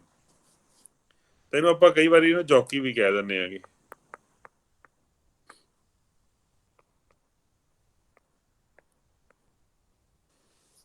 ਇਹ ਇੱਕ ਪੋਟੈਂਸ਼ੀਓਮੀਟਰ ਹੈਗਾ। ਕੀ ਕੁਛ ਦੇਖਿਓ? ਹਾਂ, ਨੋਨ ਸੋਰਸ ਹੈ ਇਹ ਸਟੈਂਡਰਡ ਸੈੱਲ ਹੈਗਾ ਜਿਹਦੀ ਸਾਨੂੰ ਵੋਲਟੇਜ ਪਤਾ, ਸਟੈਂਡਰਡ ਸੈੱਲ ਹੈ ਇਹ। ਆਹ ਲੈਂਥ ਹੈਗੀ ਇਹਦੀ, ਕੋਈ ਨਾ ਕੋਈ ਲੈਂਥ। ਹਰੇਕ ਪੋਟੈਂਸ਼ੀਓਮੀਟਰ ਦੀ ਆਪੋ ਆਪਣੀ ਲੈਂਥ ਹੁੰਦੀ ਹੈ, ਕਿਸੇ ਦੀ ਕਿੰਨੀ ਹੈ, ਕਿਸੇ ਦੀ ਕਿੰਨੀ ਹੈ। ਠੀਕ ਹੈ ਜੀ। ਤੇ ਜਿਹੜੀ ਵਾਇਰ ਹੈਗੀ ਉਹ ਇੱਕ ਤਰ੍ਹਾਂ ਦੀ ਐ ਲਾ ਲਓ ਵੀ ਸਾਡੇ ਕੋਲੇ ਕੀ ਹੈਗਾ, ਜਿਵੇਂ ਉਹਦੇ ਉਹ ਨਹੀਂ ਹੁੰਦਾ ਹੈਗਾ ਵਾਇਰ ਬਾਉਂਡ ਰਜਿਸਟਰ ਹੁੰਦਾ ਹੈਗਾ, ਉਦਾਂ ਇਹ ਜਿਹੜੀ ਰਜਿਸਟੈਂਸ ਏਦਾਂ ਇਹ ਫੈਲੀ ਹੋਈ ਹੈ ਏਦਾਂ। ਓਕੇ ਜੀ। ਤੇ ਜੇ ਮੈਂ ਤੁਹਾਨੂੰ ਕਹਾਂ, ਦੇਖੋ ਇਹਦਾ ਕੰਸੈਪਟ ਸਮਝੋ ਰਾਜੇ, ਬੜਾ ਵਧੀਆ ਕੰਸੈਪਟ ਹੈ ਇਹਦਾ। ਜੇ ਮੈਂ ਕਹਾਂ ਮੈਨੂੰ ਪਤਾ ਹੋਵੇ ਵੀ ਇੱਥੇ ਰਾਜੇ ਸਾਡੇ ਕੋਲੇ ਹੈਗੀ ਆ 20 ਵੋਲਟ, ਜੇ ਇੰਨੀ ਗੱਲ ਸਾਨੂੰ ਪਤਾ, ਮੰਨ ਲਓ ਇੱਥੇ 20 ਵੋਲਟ ਆ, ਤਾਂ ਇਹਦੇ ਟਰਮੀਨਲ ਦੇ ਨਾਲ ਇਹਦੇ ਨਾਲ ਲੱਗਿਆ ਕੀ ਹੋਇਆ ਰਾਜੇ, ਇੱਥੇ ਆਹ ਵਾਇਰ ਲੱਗੀ ਹੋਈ ਹੈ ਜਿਹਦੀ ਕਿ ਆਪਣੀ ਕੋਈ ਨਾ ਕੋਈ ਰੈਜ਼ਿਸਟੈਂਸ ਹੈਗੀ। ਆ ਜੌਕੀ ਨੂੰ ਮਾਰੋ ਗੋਲੀ, ਇੱਥੇ ਕੁਝ ਨਹੀਂ ਹੈਗਾ ਹਜੇ, ਭੁੱਲ ਜਾਓ ਇਹਨੂੰ। ਆ ਸਕੇਲ ਇੱਥੇ ਲੱਗਿਆ ਹੋਇਆ ਹੈਗਾ, ਜਿਹੜਾ ਵੀ ਹੋਊਗੀ ਵੈਲਿਊ ਆਪਾਂ ਦੇਖ ਲਾਂਗੇ, ਕੋਈ ਗੱਲ ਨਹੀਂ। ਉਹਦੀ ਲੈਂਥ ਆਪਾਂ L ਮੰਨ ਲਈ ਇੱਕ ਵਾਰੀ, ਕੋਈ ਗੱਲ ਨਹੀਂ। ਤਾਂ ਮੈਨੂੰ ਦੱਸ ਸਕਦੇ ਹੋ, ਜੇ ਮੈਂ ਆਹ ਪੁਆਇੰਟ ਤੋਂ ਲੈ ਕੇ ਆਹ ਪੁਆਇੰਟ ਦੀ ਗੱਲ ਕਰਾਂ, ਇੱਕ A ਪੁਆਇੰਟ ਤੋਂ ਲੈ ਕੇ B ਪੁਆਇੰਟ ਦੀ ਗੱਲ ਕਰਾਂ, ਤਾਂ A ਤੋਂ ਲੈ ਕੇ B ਤੱਕ ਟੋਟਲ ਵੋਲਟੇਜ ਹੋਵੇਗੀ ਕਿੰਨੀ? ਇਸ ਵਾਇਰ ਦੇ ਕ੍ਰਾਸ ਵੋਲਟੇਜ ਕਿੰਨੀ ਵੋਲਟ ਹੋਏਗੀ ਜੀ? ਸਰ 20 ਤੋਂ ਘੱਟ ਹੋਊ ਥੋੜੀ। ਕਿਉਂ ਘੱਟ ਹੋਊ ਜੀ? ਸਰ ਬੈਟਰੀ ਦਾ ਕੁਝ ਮਾੜਾ ਡ੍ਰੌਪ ਹੋ ਮਾੜਾ ਇੰਟਰਨਲ। ਬਿਲਕੁਲ ਬਿਲਕੁਲ। ਜੇ ਆਪਾਂ ਮੰਨਦੇ ਆਂਗੇ ਵੀ ਇਹਦੀ ਆਪਣੀ ਕੋਈ ਨਾ ਕੋਈ ਇੰਟਰਨਲ ਰੈਜ਼ਿਸਟੈਂਸ ਹੈਗੀ ਆ, ਤਾਂ ਇਹ 20 ਤੋਂ ਘੱਟ ਹੋਊਗੀ, 20 ਤੋਂ ਘੱਟ ਹੋਊਗੀ ਸਾਰੀ ਦੀ ਜਿਹੜੀ ਲੈਂਥ ਹੈਗੀ। ਤੇ ਜੇ ਚਲੋ ਆਪਾਂ ਐ ਮੰਨ ਕੇ ਚੱਲਦੇ ਇੱਕ ਵਾਰੀ ਆਪਾਂ R ਨੂੰ ਆਪਾਂ ਨੈਗਲੈਕਟ ਕਰ ਲੈਂਦੇ ਆਂਗੇ, ਜਿਹੜੀ ਇੰਟਰਨਲ ਰੈਜ਼ਿਸਟੈਂਸ ਆ ਉਹਨੂੰ, ਤਾਂ ਉਸ ਵੇਲੇ ਆਪਾਂ ਕਹਿ ਸਕਦੇ ਹਾਂ ਕਿ ਵੋਲਟੇਜ A ਤੋਂ ਲੈ ਕੇ B ਤੱਕ ਟੋਟਲ ਵੋਲਟੇਜ ਹੈ ਕਿੰਨੀ ਆ? 20 ਆ। ਅਗਲੀ ਗੱਲ ਆ ਜਿਹੜੀ ਸਾਡੀ, ਉਹ ਹੈਗੀ ਪੋਟੈਂਸ਼ੀਅਲ ਗ੍ਰੇਡੀਐਂਟ। ਹਰੇਕ ਪੋਟੈਂਸ਼ੀਓਮੀਟਰ ਦਾ ਇੱਕ ਪੋਟੈਂਸ਼ੀਅਲ ਗ੍ਰੇਡੀਐਂਟ ਹੁੰਦਾ।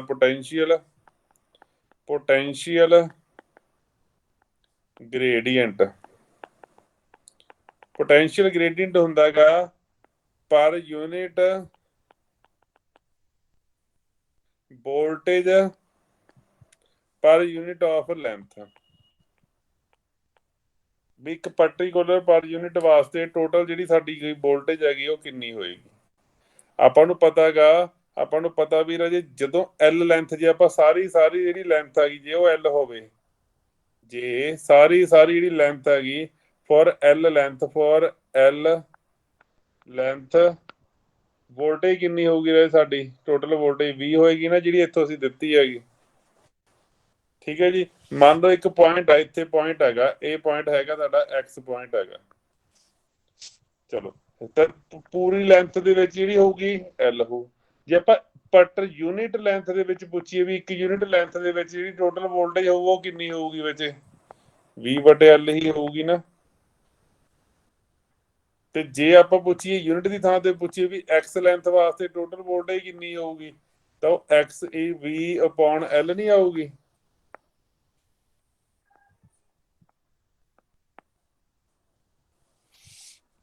ਕਿਹਨੂੰ ਨਹੀਂ ਪਤਾ ਲੱਗਿਆ ਬੋਲੋ। ਤੁਹਾਨੂੰ ਮੈਂ ਚੰਗੀ ਤਰ੍ਹਾਂ ਇੱਕ ਹੋਰ ਤਰੀਕੇ ਨਾਲ ਸਮਝਾਉਣਾ, ਦੇਸੀ ਤਰੀਕੇ ਨਾਲ। ਆਪਾਂ ਛੱਡੋ ਰਾਜਿਆ, ਇਹ ਤਾਂ ਹੈਗਾ ਫਾਰਮੂਲੇ। ਦੇਖੋ ਅੱਗੇ ਲੋੜ ਪਊਗੀ ਸਾਨੂੰ, ਮੈਂ ਤਾਂ ਕਰਵਾ ਰਿਹਾ ਫਾਰਮੂਲੇ ਦੀ। ਆ ਦੇਖਿਓ ਬੱਚੇ, ਇੱਕ ਤਾਰ ਹੈ ਇੱਥੇ ਤੁਹਾਡੇ ਕੋਲੇ 20 ਵੋਲਟ ਦੀ ਇੱਕ ਬੈਟਰੀ ਲੱਗੀ ਹੋਈ ਹੈ। ਆ ਤਾਰ ਆ, ਕੋਈ ਨਾ ਕੋਈ ਇੰਟਰਨਲ ਰੈਜ਼ਿਸਟੈਂਸ ਅਸੀਂ ਮੰਨ ਲਈ ਇਹਦੀ 0 ਆ। ਜਿਹੜੀ ਇੱਥੋਂ ਲੈ ਕੇ ਇੱਥੇ ਤੱਕ ਲੈਂਥ ਆਈ ਉਹ ਹੈਗੀ ਆ ਸਾਡੀ 10 ਮੀਟਰ। ਤਾਂ ਜਦੋਂ ਰਾਜੇ 10 ਮੀਟਰ ਲੈਂਥ, ਮੰਨ ਲਓ ਇੱਕ ਸਾਡਾ ਚੌਕੀ ਹੈਗੀ, ਇੱਕ ਉਹ ਇੱਥੇ ਤਾਰ ਇੱਥੇ ਲਾਈ ਹੋਈ ਹੈ, ਜਦੋਂ 10 ਮੀਟਰ ਤਾਰ ਲੈਂਥ ਦੇ ਉੱਪਰ ਆ, ਤਾਂ ਵੋਲਟੇਜ ਤੇ ਇੱਧਰਲੇ ਪਾਸੇ ਹੈਗੀ ਤਾਰ ਦੀ ਲੈਂਥ। ਤਾਂ ਵੋਲਟੇਜ ਕਿੰਨੀ ਹੋ ਰਹੀ 10 ਮੀਟਰ ਲੈਂਥ ਵਾਸਤੇ? ਵੋਲਟੇਜ ਕਿੰਨੀ ਆਊਗੀ ਦੱਸਿਓ? 20 ਵੋਲਟ ਆਊਗੀ ਜੀ, ਸਿੰਪਲ ਜੀ ਗੱਲ ਹੈਗੀ। ਜੇ ਰਾਜੇ 5 ਮੀਟਰ ਦੀ ਗੱਲ ਕਰਾਂ ਮੈਂ, ਕਿੰਨੀ ਵੋਲਟੇਜ ਆਊਗੀ? 10 ਵੋਲਟ ਆਊਗੀ। ਤੇ ਜੇ ਮੈਂ ਰਾਜੇ ਗੱਲ ਕਰਾਂ ਵੀ ਇਹ ਸਾਡੇ 1 ਮੀਟਰ ਦੇ ਵਿੱਚ ਕਿੰਨੀ ਆਊਗੀ? 2 ਵੋਲਟ ਆਊਗੀ। ਤਾਂ ਆਪਾਂ ਕਹਿ ਸਕਦੇ ਹਾਂ 2 ਵੋਲਟ ਪਰ ਮੀਟਰ। ਇਹ ਉਹੀ ਗੱਲ ਨਹੀਂ ਹੋਗੀ ਹੈਗੀ, V/ਲੈਂਥ ਮਲਟੀਪਲਾਈ ਬਾਈ ਯੂਨਿਟ ਪ੍ਰਾਈਸ, ਜਿੰਨਾ ਵੀ ਹੈਗਾ, ਜਿੰਨੇ ਵੀ ਯੂਨਿਟਾਂ ਵਾਸਤੇ ਦੇਖਣਾ ਆਪਾਂ।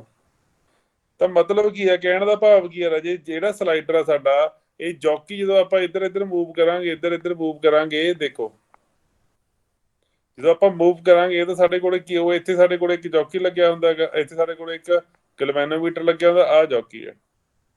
ਤਾਂ ਬੇਸਿਕਲੀ ਜਦੋਂ ਆਪਾਂ ਇਹਨੂੰ ਮੂਵ ਕਰਾਂਗੇ ਇੱਥੇ ਕਿਤੇ, ਇਹਦਾ ਮਤਲਬ ਹਰ ਥਾਂ ਦੇ ਉੱਪਰ, ਇਸ ਵਾਇਰ ਦੇ ਹਰ ਥਾਂ ਦੇ ਉੱਪਰ ਵੱਖੋ ਵੱਖਰੀ ਵੋਲਟੇਜ ਹੈਗੀ। ਹਰ ਥਾਂ ਦੇ ਉੱਪਰ ਵੱਖੋ ਵੱਖਰੀ ਵੋਲਟੇਜ ਆ। ਤੇ ਐਮੀਟਰ ਜਿਹੜਾ ਸਾਡਾ ਲੱਗਿਆ ਹੋਇਆ ਹੈਗਾ, ਉਹਨੇ ਨਲ ਡਿਫਲੈਕਸ਼ਨ ਕਦੋਂ ਸ਼ੋ ਕਰਨੀ ਹੈਗੀ? ਜਦੋਂ ਸਾਡੇ ਕੋਲੇ ਇਸ ਬ੍ਰਾਂਚ ਦੀ ਜਿਹੜੀ ਆ ਪੂਰੀ ਬ੍ਰਾਂਚ ਇੱਥੋਂ ਲੈ ਕੇ ਇੱਥੇ ਤੱਕ ਜਿਹੜੀ ਇਹਦੀ ਵੋਲਟੇਜ ਆ ਬਰਾਬਰ ਆ ਗਈ ਸਾਡੀ ਇਹਦੀ ਵੋਲਟੇਜ ਦੇ, ਇਹਨਾਂ ਦੇ, ਉਸ ਵੇਲੇ ਇਹਨੇ ਨਲ ਡਿਫਲੈਕਸ਼ਨ ਸ਼ੋ ਕਰਨੀ ਹੈ। ਓਕੇ ਜੀ, ਚਲੋ ਕੁਐਸਚਨ ਦੇਖ ਲੈਂਦੇ ਇਹਦਾ। ਥੋੜਾ ਜਿਹਾ ਹਿੰਟ ਪਤਾ ਲੱਗ ਗਿਆ ਮੈਨੂੰ, ਦੱਸੋਗੇ? ਚਲੋ ਆਹੀ ਕੁਐਸਚਨ ਦੇ ਵਿੱਚ ਦੱਸਿਓ ਰਹੇ, ਜੇ ਮੇਰੇ ਕੋਲੇ 3.5 ਮੀਟਰ ਹੁੰਦੀ ਲੈਂਥ, ਤਾਂ ਵੋਲਟੇਜ ਦੱਸਿਓ ਕਿੰਨੀ ਹੋਣੀ ਸੀਗੀ?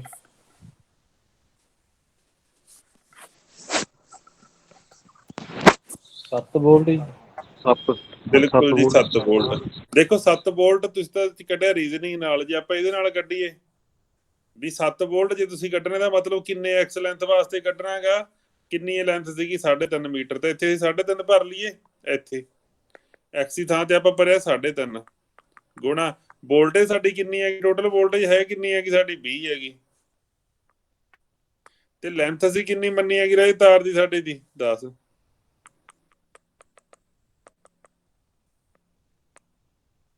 ਦੇਖੋ ਬੱਚੇ 7 ਵੋਲਟ ਆ ਗਈ, ਪਤਾ ਲੱਗ ਗਿਆ ਬੱਚੇ। ਤਾਂ ਅਸੀਂ ਕੀ ਕਰਨਾ, ਪਹਿਲਾਂ ਤਾਂ ਅਸੀਂ ਕੱਢਣਾਗਾ ਵੋਲਟੇਜ ਗ੍ਰੇਡੀਐਂਟ ਜਿਹੜਾ ਕੀ ਹੁੰਦਾ V/L, ਤੇ ਮਲਟੀਪਲਾਈ ਕਰਦਾ ਇਹਨੂੰ ਐਕਸ ਲੈਂਥ ਦੇ ਨਾਲ, ਜਿੰਨੀ ਲੈਂਥ ਦੇ ਵਿੱਚ ਤੁਹਾਨੂੰ ਪੁੱਛਿਆ ਹੋਇਆ ਹੋਵੇਗਾ ਵੀ ਇੰਨੀ ਲੈਂਥ 'ਚ ਵੋਲਟੇਜ ਕਿੰਨੀ ਹੈਗੀ, ਜਾਂ ਇੰਨੀ ਵੋਲਟੇਜ ਹੈਗੀ ਤੁਹਾਡੀ, ਦੱਸੋ ਜੀ ਕਿੰਨੀ ਲੈਂਥ ਦੇ ਉੱਪਰ ਸਲਾਈਡਰ ਖੜਾ ਹੈਗਾ, ਤਾਂ ਸਾਰਾ ਕੁਝ ਇਸ ਫਾਰਮੂਲੇ ਨਾਲ ਨਿਕਲੇਗਾ x × V/L,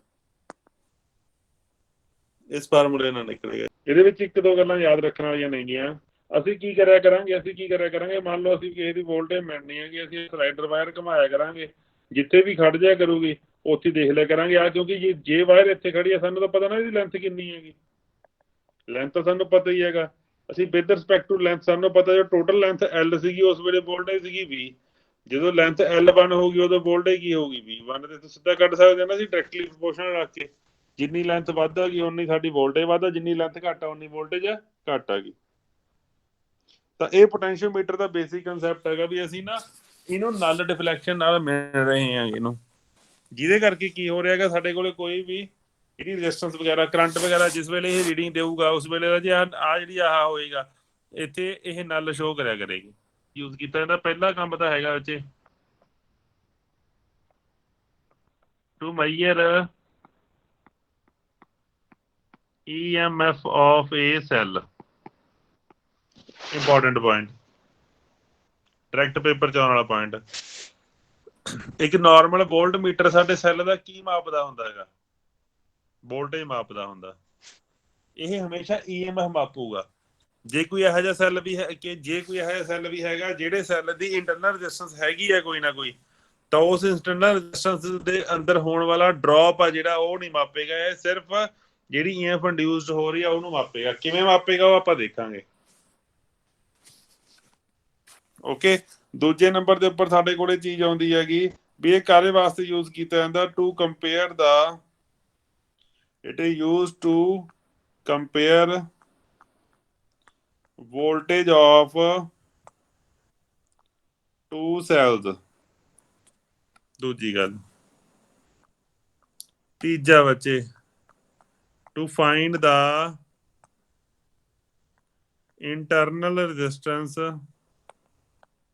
of a cell ਜਾਂ ਬੈਟਰੀ। ਇਹ ਤਿੰਨ ਮੇਜਰ ਕੰਮ ਨੇ ਰਾਜੇ ਪੋਟੈਂਸ਼ੀਓਮੀਟਰ ਦੇ, ਤਿੰਨ ਕੰਮਾਂ ਵਾਸਤੇ ਯੂਜ਼ ਕੀਤਾ ਜਾਂਦਾ। ਜਦੋਂ ਤਾਂ ਅਸੀਂ ਵੋਲਟੇਜ ਦੇਖਣੀ ਆ 100 150 300 ਉਹ ਤਾਂ ਵੱਖਰੀ ਗੱਲ ਆ।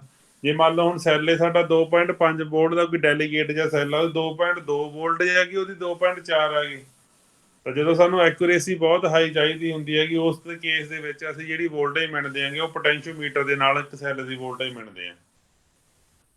ਜਦੋਂ ਸਾਨੂੰ ਕੋਈ ਬਹੁਤਾ ਪੱਕਾ ਨਹੀਂ ਉਹ ਹੁੰਦਾ ਹੈਗਾ ਵੀ ਕਿੰਨੀ ਮਰਜ਼ੀ ਹੋਵੇ ਵੋਲਟੇਜ, ਘਰ ਦੇ ਵਿੱਚ ਕੀ ਇਹ ਮੈਟਰ ਕਰਦਾ ਵੀ ਤੁਹਾਡੇ ਘਰ ਦੇ ਵਿੱਚ 230 ਵੋਲਟ ਆ ਰਹੀ ਹੈ ਕਿ 232 ਵੋਲਟ ਆ ਰਹੀ ਹੈ, 2 ਵੋਲਟ ਮੈਟਰ ਕਰਦੀ ਹੈ ਜਾਂ ਨਹੀਂ ਕਰਦੀ ਹੈਗੀ। ਤਾਂ ਅਸੀਂ ਇਹ ਥਾਵਾਂ ਦੇ ਉੱਪਰ ਪੋਟੈਂਸ਼ੀਓਮੀਟਰ ਨਹੀਂ ਆਪਾਂ ਲਗਾਵਾਂਗੇ ਇਹ ਮੇਜ਼ਰ ਕਰਨ ਵਾਸਤੇ ਵੋਲਟੇਜ ਨੂੰ। ਕਰ ਰਹੇ ਇਸ ਤਾਂ ਇੱਕ ਡੱਬੇ ਟਾਈਪ ਦੀ ਗੱਲ ਕਰ ਰਹੇ ਹਾਂ, ਡੱਬਾ ਜਾਂ ਹੁੰਦਾ, ਡੱਬੇ ਦੇ ਅੰਦਰਲੇ ਪਾਸੇ ਇੱਥੇ ਲੀਡ ਪਈਆਂ ਹੁੰਦੀਆਂ ਨੇ, ਇਹਦੇ ਉੱਪਰਲੇ ਪਾਸੇ ਇੱਕ ਸਕੇਲ ਹੁੰਦਾ ਹੈਗਾ, ਠੀਕ ਹੈ। ਸ਼ਾਇਦ ਅਸੀਂ ਇਹ ਸਿਰਫ ਲੈਬੋਰਟਰੀ 'ਚ ਦੇਖ ਸਕਦੇ ਹਾਂ ਕਿ ਆਮ ਤੁਹਾਨੂੰ ਦੇਖਣ ਨੂੰ ਕਿਸੇ ਇੰਡਸਟਰੀ ਦੇ ਵਿੱਚ ਦੇਖਣ ਨੂੰ ਨਹੀਂ ਮਿਲ ਸਕਦੇ ਹੈਗੇ। ਤਾਂ ਚਲੋ ਆਪਾਂ ਮੁੱਦੇ ਦੇ ਉੱਪਰ ਆਉਣੇ ਆਗੇ ਬੱਚੇ, ਚਲੋ ਅੱਗੇ ਕਰਦੇ ਆਂਗੇ ਆਪਾਂ। ਪਹਿਲਾਂ ਆਪਾਂ ਦੇਖਦੇ ਆਂਗੇ ਪਹਿਲੀ ਐਪਲੀਕੇਸ਼ਨ ਕਿੱਦਾਂ ਯੂਜ਼ ਕੀਤਾ ਜਾਂਦਾ ਹੈਗਾ, ਇੱਕ EMF ਕਿਵੇਂ ਮੇਜ਼ਰ ਕੀਤੀ ਜਾਂਦੀ ਹੈ। ਆ ਲਓ ਤੁਹਾਡੇ ਕੋਲ ਇੱਕ ਬੈਟਰੀ ਆ ਰਾਜੇ, ਹਮੇਸ਼ਾ ਨੋਨ ਹੋਏਗੀ, ਆ ਜਿਹੜੀ ਬੈਟਰੀ ਲੱਗੀ ਹੋਏਗੀ ਇਹਦੀ ਜਿਹੜੀ ਵੋਲਟੇਜ ਉਹ ਨੋਨ ਹੋਏਗੀ। ਮੰਨ ਲਓ ਇਹ ਹੈਗੀ ਹੈ 20 ਵੋਲਟ, ਤੁਹਾਨੂੰ ਕਿਹਾ ਹੋਇਆ ਵੀ ਕਿ ਇੱਥੇ ਸਲਾਈਡਰ ਵਾਇਰ ਹੈਗੀ ਹੈ, ਜਿਹੜੀ ਸਲਾਈਡਰ ਵਾਇਰ ਹੈਗੀ ਇਹਦੀ ਜਿਹੜੀ ਇੱਥੋਂ ਲੈ ਕੇ ਇੱਥੇ ਤੱਕ ਦੀ ਜਿਹੜੀ ਲੈਂਥ ਹੈਗੀ, ਇਹ ਲੈਂਥ ਹੈਗੀ ਸਾਡੀ 10 ਮੀਟਰ। ਇੱਥੇ ਸਾਡੇ ਕੋਲੇ ਹੁਣ ਇੰਟਰਸਟਿੰਗ ਗੱਲ ਤਾਂ ਇਹਦੇ ਵਿੱਚ ਦੇਖਣ ਵਾਲੀ ਇਹ ਹੈਗੀ ਵੀ ਇਹ ਕਿਵੇਂ ਹੋ ਸਕਦਾ ਹੈਗਾ ਵੀ ਕਦੇ ਵੀ ਕਿਸੇ ਵੋਲਟੇਜ ਮਿਲਣ ਵੇਲੇ ਉਹਦੀ ਇੰਟਰਨਲ ਰੈਜ਼ਿਸਟੈਂਸ ਦੇ ਵਿੱਚ ਦੀ ਕਰੰਟ ਹੀ ਨਾ ਲੰਘੇ। ਤਾਂ ਇੱਥੇ ਮੰਨ ਲਓ ਇੱਕ ਸੈੱਲ ਲੱਗਿਆ ਹੋਇਆ ਹੈਗਾ ਤੇ ਸੈੱਲ ਦੀ ਆਪਣੀ ਕੋਈ ਨਾ ਕੋਈ ਇੰਟਰਨਲ ਰੈਜ਼ਿਸਟੈਂਸ ਹੈਗੀ। ਉਸ ਤੋਂ ਬਾਅਦ ਜਿਹੜਾ ਜੌਕੀ ਹੈਗਾ ਸਾਡਾ ਉਹ ਗਲਵੈਨੋਮੀਟਰ ਦੇ ਥਰੂ ਇਦਾਂ ਕਨੈਕਟ ਹੋਇਆ ਹੋਇਆ। ਇੱਥੇ ਇਸ ਦੀ ਕੋਈ ਨਾ ਕੋਈ ਈ ਦੀ ਵੋਲਟੇਜ ਹੈ, ਇਹਦੀ ਆਪਣੀ ਕੋਈ ਨਾ ਕੋਈ ਇੰਟਰਨਲ ਰੈਜ਼ਿਸਟੈਂਸ ਹੈਗੀ। ਆ ਈ ਹੈਗੀ, ਆ ਇਹਦੀ ਇੰਟਰਨਲ ਰੈਜ਼ਿਸਟੈਂਸ ਹੈ। ਤਾਂ ਸਪੋਜ਼ ਕਰੋ ਅਸੀਂ ਇਹਨੂੰ ਚੈੱਕ ਕਰ ਰਹੇ ਹਾਂ, ਇੱਥੇ ਲਗਾ ਕੇ ਦੇਖ ਲਿਆ, ਕਦੇ ਇੱਥੇ ਲਗਾ ਕੇ ਦੇਖਿਆ, ਇੱਥੇ ਲਗਾ ਕੇ ਦੇਖਿਆ, ਜਿੰਨੀ ਦੇਰ ਤੱਕ ਕਰੰਟ ਇਹਦੇ ਅੰਦਰ ਫਲੋ ਹੋ ਹੀ ਗਿਆ, ਕਰੰਟ ਫਲੋ ਹੋ ਹੀ ਗਿਆ, ਅਸੀਂ ਉਨੀ ਦੇਰ ਤੱਕ ਇਹਨੂੰ ਹਿਲਾ ਕੇ ਦੇਖੀਏ ਵੀ ਕਿਸੇ ਕੋਈ ਨਾ ਕੋਈ ਇਹੋ ਜਿਹਾ ਪੁਆਇੰਟ ਆਵੇ ਜਿੱਥੇ ਸਾਡੇ ਕੋਲੇ ਕਰੰਟ ਫਲੋ ਹੋਣਾ ਜ਼ੀਰੋ ਹੋ ਜਾਵੇ। ਤਾਂ ਮੰਨ ਲਓ ਜਦੋਂ ਅਸੀਂ ਇਹਨੂੰ ਹਿਲਾਉਂਦੇ ਗਏ ਕੋਈ ਇਹੋ ਜਿਹਾ ਪੁਆਇੰਟ ਆ ਹੀ ਗਿਆ ਜਿੱਥੇ ਜਾ ਕੇ ਸਾਡੇ ਕੋਲੇ ਜਿਹੜਾ ਇਹ ਸੀਗਾ ਇਹਦੀ ਵੈਲਿਊ ਸੀਗੀ ਜਿਹੜੀ ਸਾਡੀ ਉਹ ਵੈਲਿਊ ਸਾਡੀ ਜ਼ੀਰੋ ਆ ਗਈ ਤੇ ਉਹ ਸਾਡਾ ਪੁਆਇੰਟ ਇੱਥੇ ਆਇਆ। ਤਾਂ ਮੈਨੂੰ ਦੱਸ ਸਕਦੇ ਹੋ ਇਹੋ ਜਿਹਾ ਕਿਹੜਾ ਇਹ ਇੱਥੇ ਹੋ ਕੀ ਗਿਆ, ਇਹੋ ਜਿਹਾ ਕੀ ਹੋ ਗਿਆ ਜਿਹਦੇ ਕਰਕੇ ਸਾਡੇ ਕੋਲੇ ਜਿਹੜੀ ਇਹਦੇ ਅੰਦਰਲੇ ਪਾਸੇ ਜਿਹੜੀ ਫਲੋ ਹੋਣ ਵਾਲਾ ਜਿਹੜਾ ਕਰੰਟ ਸੀਗਾ ਉਹ ਜ਼ੀਰੋ ਹੋ ਗਿਆ। ਕਿਉਂ ਹੋਇਆ ਹੋਊਗਾ? ਆਈ ਜ਼ੀਰੋ ਕਿਉਂ ਹੋਇਆ ਹੋਊਗਾ? ਵੋਲਟੇਜ ਬਰਾਬਰ ਹੋ ਗਈਆਂ ਜੀ ਦੋਨੇ। ਕਿਉਂਕਿ ਉਸ ਵੇਲੇ ਸਾਡੇ ਕੋਲੇ ਬੱਚੇ ਜਿਹੜੀ ਆਹ ਵੋਲਟੇਜ ਸੀਗੀ ਇੱਥੋਂ ਆਹ ਮੰਨ ਲਓ A ਹੈਗਾ, ਆਹ ਹੈਗਾ ਮੰਨ ਲਓ B ਤੇ ਆਹ ਪੁਆਇੰਟ ਹੈਗਾ C। ਤਾਂ ਵੋਲਟੇਜ ਜਿਹੜੀ A ਤੇ B ਦੀ ਸੀਗੀ ਇਹ ਟੋਟਲ ਵੋਲਟੇਜ ਤਾਂ B ਸੀਗੀ, ਬਟ ਜਿਹੜੀ ਵੋਲਟੇਜ A ਤੋਂ ਲੈ ਕੇ C ਤੱਕ ਆ ਇਹ ਵੋਲਟੇਜ ਜਿਹੜੀ ਹੈਗੀ ਆ ਲੈਸ ਦੈਨ 20 ਵੋਲਟ ਆ ਨਾ। ਤਾਂ 20 ਵੋਲਟ ਤੋਂ ਘੱਟ ਆ ਕਿਤੇ ਵੀ। ਇਹਦਾ ਮਤਲਬ ਕੀ ਹੈ? ਇਹ ਵੋਲਟੇਜ ਕਿਹੜੀ ਵੋਲਟੇਜ ਹੈ? ਵੋਲਟੇਜ ਉਹ ਵੋਲਟੇਜ ਹੈ ਜਿਹੜੀ ਸਾਡੀ ਕਿਹਦੀ ਵੋਲਟੇਜ ਹੈਗੀ? E ਦੀ ਵੋਲਟੇਜ ਆ। ਤਾਂ ਮੈਨੂੰ ਇਹ ਦੱਸੋ ਵੀ ਜਿਸ ਵੇਲੇ ਇਹ ਵੋਲਟੇਜ ਮਿਣੀ ਹੈਗੀ ਇਹਨੇ, ਜਿਸ ਵੇਲੇ ਆਪਾਂ ਕਹਿੰਦੇ AC is equal to voltage cross AC is equal to E ਦੇ ਬਰਾਬਰ ਹੋਗੀ, ਆਹ EMF ਇੰਡਿਊਸ ਦੇ ਬਰਾਬਰ ਹੋਗੀ, ਕੀ ਉਸ ਵੇਲੇ ਕੋਈ ਕਰੰਟ ਫਲੋ ਹੋ ਰਿਹਾ? I ਕੀ ਹੈਗਾ ਰਾਜੇ ਇੱਥੇ? ਕੋਈ ਆਹ ਪੂਰੇ ਸਰਕਟ ਦੇ ਵਿੱਚ ਕੋਈ ਕਰੰਟ ਫਲੋ ਹੋ ਰਿਹਾ ਉਸ ਵੇਲੇ? ਨਹੀਂ ਸਰ। ਜੇ ਨਹੀਂ ਹੋ ਰਿਹਾ ਹੈਗਾ ਇਹਦਾ ਮਤਲਬ ਕੀ ਹੈ ਰਾਜੇ? ਇਹਦੇ ਅੰਦਰ ਜਿਹੜੀ ਆ ਇੰਟਰਨਲ ਰੈਜ਼ਿਸਟੈਂਸ ਲੱਗੀ ਹੋਈ ਹੈਗੀ ਇਹਦੇ ਅੰਦਰ ਜੇ ਕੋਈ ਕਰੰਟ ਨਹੀਂ ਫਲੋ ਹੋਇਆ ਤੇ ਇਹਦੇ ਅੰਦਰ ਹੋਣ ਵਾਲਾ ਵੋਲਟੇਜ ਡ੍ਰੌਪ ਕੀ ਹੈਗਾ? ਉਹ ਵੀ ਜ਼ੀਰੋ ਹੈਗਾ। ਵੋਲਟੇਜ ਡ੍ਰੌਪ ਆ ਜਿਹੜਾ ਤੁਹਾਡਾ ਉਹ ਵੀ ਜ਼ੀਰੋ ਹੈਗਾ। ਤਾਂ ਹੁਣ ਜਿੱਥੇ ਜਾ ਕੇ ਸਾਡੇ ਕੋਲੇ C ਦੇ ਉੱਪਰ ਸਾਡੇ ਕੋਲੇ ਕੋਈ ਨਾ ਕੋਈ ਵੋਲਟੇਜ ਆਈ ਹੈਗੀ ਆ, ਸਾਨੂੰ ਹੁਣ C ਦਾ ਪਤਾ ਨਾ ਵੀ C ਸਾਡੀ ਲੈਂਥ ਕਿੰਨੀ ਹੈਗੀ। ਮੰਨ ਲਓ ਇਹ ਹੈਗੀ ਤੁਹਾਡੀ ਜਿਹੜੀ ਲੈਂਥ ਆਈ ਹੋਊਗੀ 7.3 ਮੀਟਰ ਹੈਗੀ, ਮੀਟਰ ਸੈਂਟੀਮੀਟਰ ਕੁਛ ਮਰਜ਼ੀ ਮੰਨ ਲਓ। ਤਾਂ ਸਾਡੇ ਕੋਲੇ L ਦੀ ਵੈਲਿਊ ਕਿੰਨੀ ਹੈਗੀ? 7.3 ਮੀਟਰ। ਸਾਡੇ ਕੋਲੇ ਵੋਲਟੇਜ ਗ੍ਰੇਡੀਅੰਟ ਸੀਗਾ ਜਿਹੜਾ ਸਾਡਾ X ਸੀਗਾ, ਵੋਲਟੇਜ ਗ੍ਰੇਡੀਅੰਟ ਕਿੰਨਾ ਸੀਗਾ ਸਾਡਾ ਪਤਾ ਜੀ? ਵੋਲਟੇਜ ਗ੍ਰੇਡੀਅੰਟ ਸੀਗਾ ਸਾਡਾ V/L। ਕੀ ਸੀਗਾ ਵੋਲਟੇਜ ਗ੍ਰੇਡੀਅੰਟ ਦਾ ਫਾਰਮੂਲਾ? ਦੇਖਿਓ ਕੀ ਸੀਗਾ V/L। ਤਾਂ V ਕਿੰਨਾ ਹੈਗਾ ਸਾਡਾ? V ਹੈਗਾ 20। ਲੈਂਥ ਸਾਡੀ ਕਿੰਨੀ ਹੈਗੀ? ਹਾਂਜੀ 10। ਤੇ ਜੇ ਇਹ 7.3 ਮੀਟਰ ਵਾਸਤੇ ਪੁੱਛ ਰਹੇ ਇਹਨੂੰ ਆਪਸ ਦੇ ਵਿੱਚ ਗੁਣਾ ਕਰ ਲਓ, ਜੇ 14.6 ਵੋਲਟ ਆਂਸਰ ਆ ਜਾਊਗਾ। ਤਾਂ ਸਾਨੂੰ ਉਹ ਲੈਂਥ ਦੇ ਦੂਗਾ, ਸਾਨੂੰ ਵੋਲਟੇਜ ਪੁੱਛੂਗਾ ਵੀ ਸੈੱਲ ਦੀ ਵੋਲਟੇਜ ਕਿੰਨੀ ਹੈਗੀ। ਉਹ ਸਾਨੂੰ ਕਹੂਗਾ ਵੀ ਇੰਨੀ ਲੈਂਥ ਦੇ ਉੱਪਰ ਜਾ ਕੇ ਸਾਡੇ ਕੋਲੇ ਜਿਹੜੀ ਆਹ ਡਿਫਲੈਕਸ਼ਨ ਹੈਗੀ ਉਹ ਜ਼ੀਰੋ ਹੋ ਗਈ, ਦੱਸੋ ਜਿਹੜਾ ਤੁਹਾਡਾ ਸੈੱਲ ਆ ਉਹ ਕਿੰਨੇ ਵੋਲਟ ਦਾ? ਜਾਂ ਕਹੂਗਾ ਜੇ ਇੰਨੇ ਵੋਲਟ ਦਾ ਸੈੱਲ ਹੈਗਾ ਸਾਡੇ ਕੋਲ, ਇੰਨੇ ਵੋਲਟੇਜ ਤੁਸੀਂ ਸੈੱਲ ਲਾਵਾਂਗੇ, ਦੱਸੋ ਜੀ ਸਾਡੇ ਕੋਲ ਜਿਹੜਾ ਮੀਟਰ ਦੇ ਉੱਪਰ ਸਕੇਲ ਕਿੰਨਾ ਉਹ ਸਲਾਈਡਰ ਵਾਇਰ ਦੇ ਉੱਪਰ ਸਕੇਲ ਕਿੰਨਾ ਹੋ। ਅਗਲਾ ਕੁਐਸਚਨ ਦੇਖੋ ਜੀ, ਸਪੋਜ਼ ਕਰੋ ਕਿ ਕੁਐਸਚਨ ਦਿੱਤਾ ਹੋਇਆਗਾ, ਉਹ ਕੁਐਸਚਨ ਇੱਦਾਂ ਦਿੱਤਾ ਹੋਇਆਗਾ।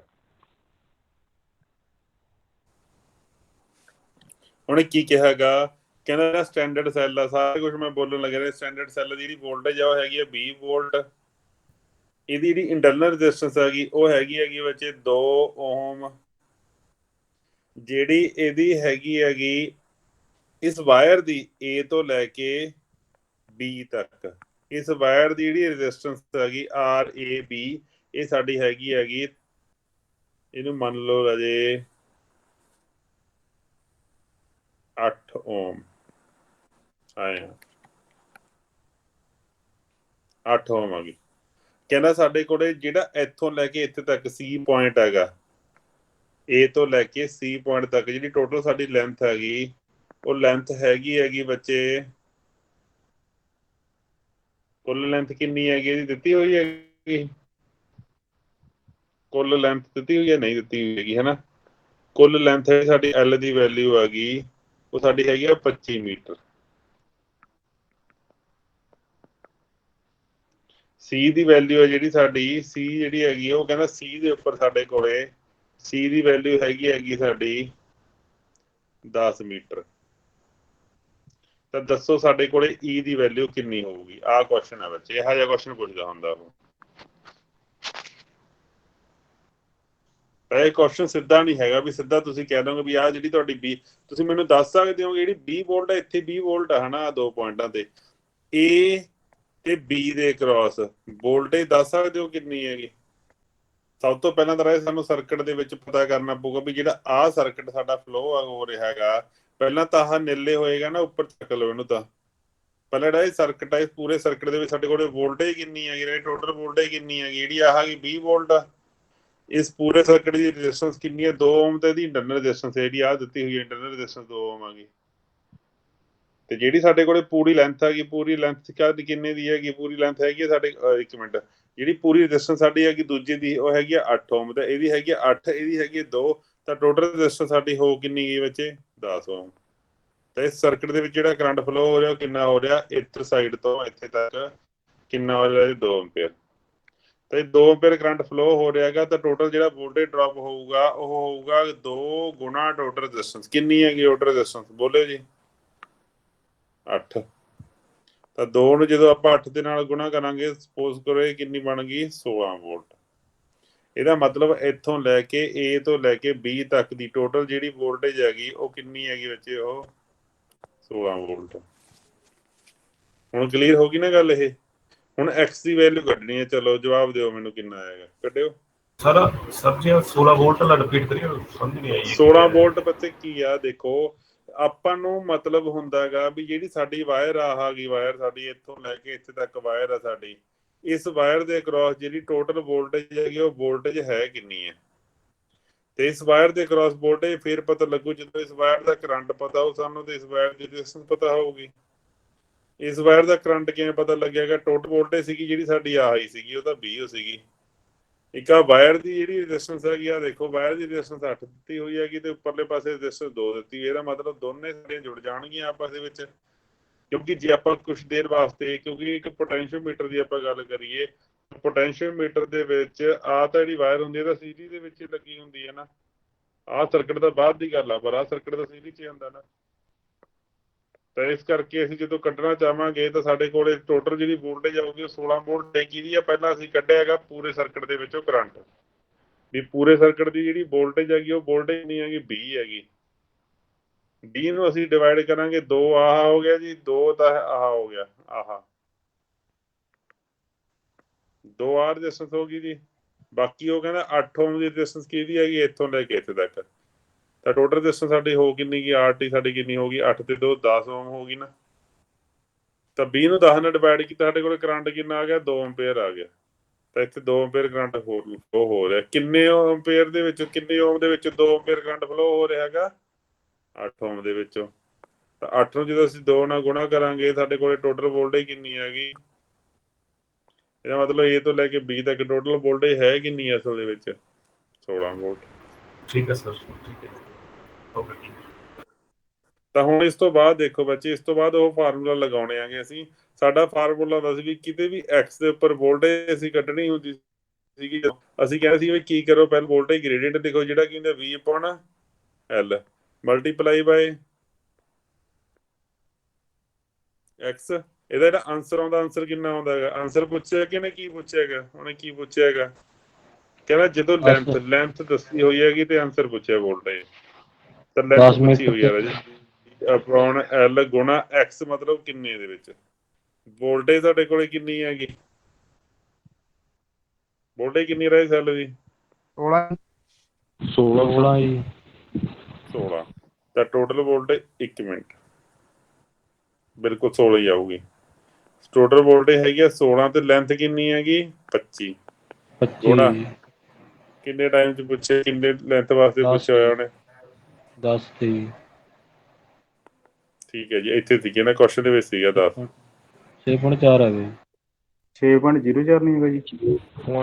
4 ਆ ਦੇਖ ਲਓ ਗਏ। ਜੇ ਕਰਕੇ ਆ ਗਿਆ ਸਾਡਾ 2, ਆ ਗਿਆ ਸਾਡਾ 5, 32.5 ਆ ਗਿਆ। 32 ਨੂੰ ਜੇ ਆਪਾਂ ਕਰਾਂਗੇ 6 5 30, 6.4 ਆ ਗਿਆ। ਤਾਂ ਸਾਡੇ ਕੋਲ ਜਿਹੜਾ ਟੋਟਲ ਕੀ ਆਇਆ, ਕੀ ਆ ਲੈਂਥ ਆ ਗਈ ਹਨਾ? ਕੀ ਆ ਰਿਹਾ ਜੀ? ਲੈਂਥ ਹੈ ਕਿ ਵੋਲਟੇਜ 6.4 ਵੋਲਟ ਆ ਗਈ ਰਾਜੇ। X ਲੈਂਥ ਦੇ ਉੱਪਰ 6.4 ਵੋਲਟ ਆ ਗਈ। ਤਾਂ 6 ਪੁਆਇੰਟ ਜਿਹੜੀ 4 ਵੋਲਟੇਜ ਹੈਗੀ ਹੈ ਉਸ ਵੇਲੇ ਸਾਡੇ ਕੋਲ ਇਹ ਗਲਵੈਨੋਮੀਟਰ ਨਿਲ ਸ਼ੋ ਕਰ ਰਿਹਾ ਸੀਗਾ, ਤਾਂ ਉਸ ਵੇਲੇ ਸਾਡੀ ਜਿਹੜੀ ਆ ਇੰਟਰਨਲ ਰੈਜ਼ਿਸਟੈਂਸ ਇਹਦੀ ਜੇ ਹੋਵੇ ਵੀ ਉਹਨੂੰ ਨਹੀਂ ਮਿਲਦਾ ਹੈਗਾ। ਪੋਟੈਂਸ਼ੀਓਮੀਟਰ ਦੇ ਵਿੱਚ ਬੇਸਿਕਲੀ ਦੋ ਗੱਲਾਂ ਦਾ ਧਿਆਨ ਰੱਖਣਾ ਬਹੁਤ ਜ਼ਰੂਰੀ ਹੈਗਾ। ਬਹੁਤ ਜ਼ਰੂਰੀ ਇਹ ਹੈਗਾ, ਮੰਨ ਲਓ ਬੱਚੇ, ਮੰਨ ਲਓ ਇਹੀ ਕੁਐਸਚਨ ਵਾਸਤੇ ਜਿਹੜਾ ਇਹ ਕੁਐਸਚਨ ਅਸੀਂ ਸੋਲਵ ਕੀਤਾ ਹੈਗਾ, ਇਹਦੇ ਵਿੱਚ ਇੱਕ EMF ਇੰਡਿਊਸ ਲਗਾ ਲਈ, ਇੱਕ ਵੋਲਟ ਮੀਟਰ ਲਗਾ ਲਿਆ ਜਿਹਦੀ ਵੋਲਟੇਜ ਹੈਗੀ 18 ਵੋਲਟ। ਤਾਂ ਕੀ ਇਹ ਜਿਹੜਾ ਮੀਟਰ ਹੈਗਾ ਉਹ ਰੀਡਿੰਗ ਦੇ ਦੂਗਾ ਵੀ 18 ਵੋਲਟ ਕਿੱਥੇ ਹੈਗਾ?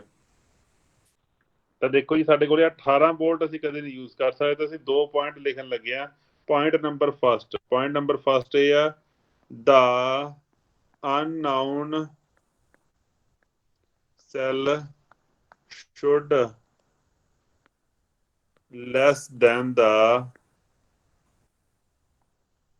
standard cell voltage।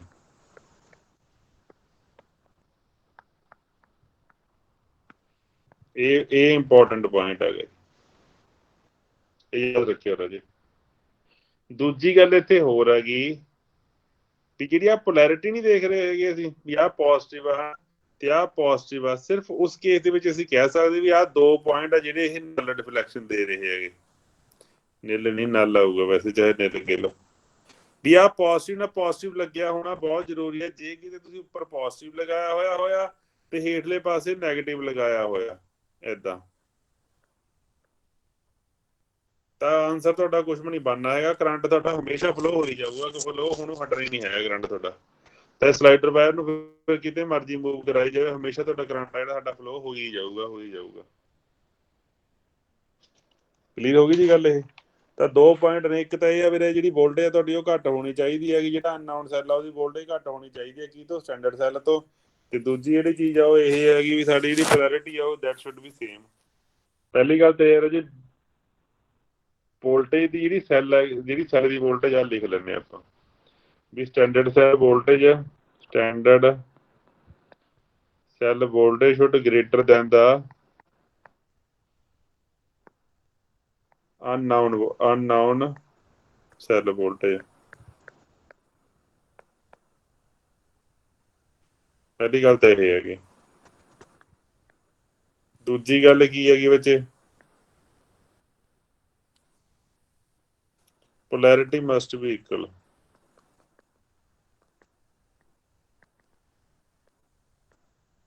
ਪੋਜ਼ਿਟਿਵ ਨਾਲ ਜਿਹੜਾ ਸਾਡਾ ਪੋਜ਼ਿਟਿਵ ਆ, ਕਿਹਦਾ ਪੋਜ਼ਿਟਿਵ ਹੈ?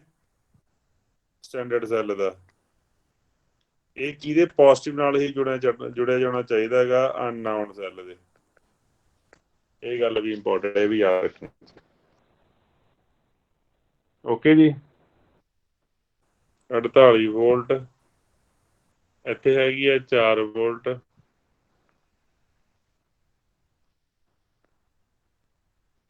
ਇਸ ਸਲਾਈਡਰ ਵਾਇਰ ਦੀ ਜਿਹੜੀ ਲੈਂਥ ਹੈਗੀ ਉਹ ਹੈਗੀ 10 ਮੀਟਰ।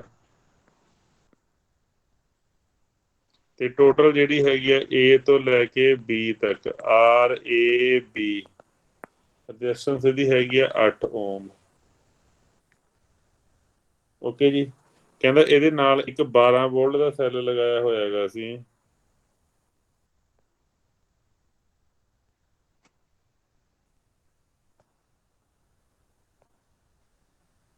ਬਾਰਾਂ ਵੋਲਟ ਦਾ ਸੈੱਲ ਆ। ਦੱਸੋ ਜੀ L ਦੀ ਵੈਲਿਊ ਕਿੰਨੀ ਹੋਊਗੀ ਜਿੱਥੇ ਸਾਡਾ ਨਲ ਡਿਫਲੈਕਸ਼ਨ ਹੋਊਗੀ ਇਸ ਵੋਲਟ ਮੀਟਰ ਦੇ ਅੰਦਰ? ਤੇ ਸਰ ਵੋਲਟੇਜ ਆ ਜੀ ਇੰਟਰਨਲ ਓਮ ਆ ਜੀ, ਇਹ 4 ਓਮ। ਹਾਂ ਰਾਜੇ, ਓਮ। ਇਹਦੀ ਲੈਂਥ ਪਤਾ ਕਰਨੀ ਹੈ ਜੀ? ਲੈਂਥ ਪਤਾ ਕਰਨੀ ਵੀ ਕਿੰਨੀ ਲੈਂਥ ਦੇ ਉੱਪਰ ਸਾਡੇ ਕੋਲ ਨਲ ਡਿਫਲੈਕਸ਼ਨ ਆਊਗੀ ਬੱਚੇ। ਚੱਲ ਸਾਡਾ 12 ਵੋਲਟ ਦਾ ਹੈਗਾ।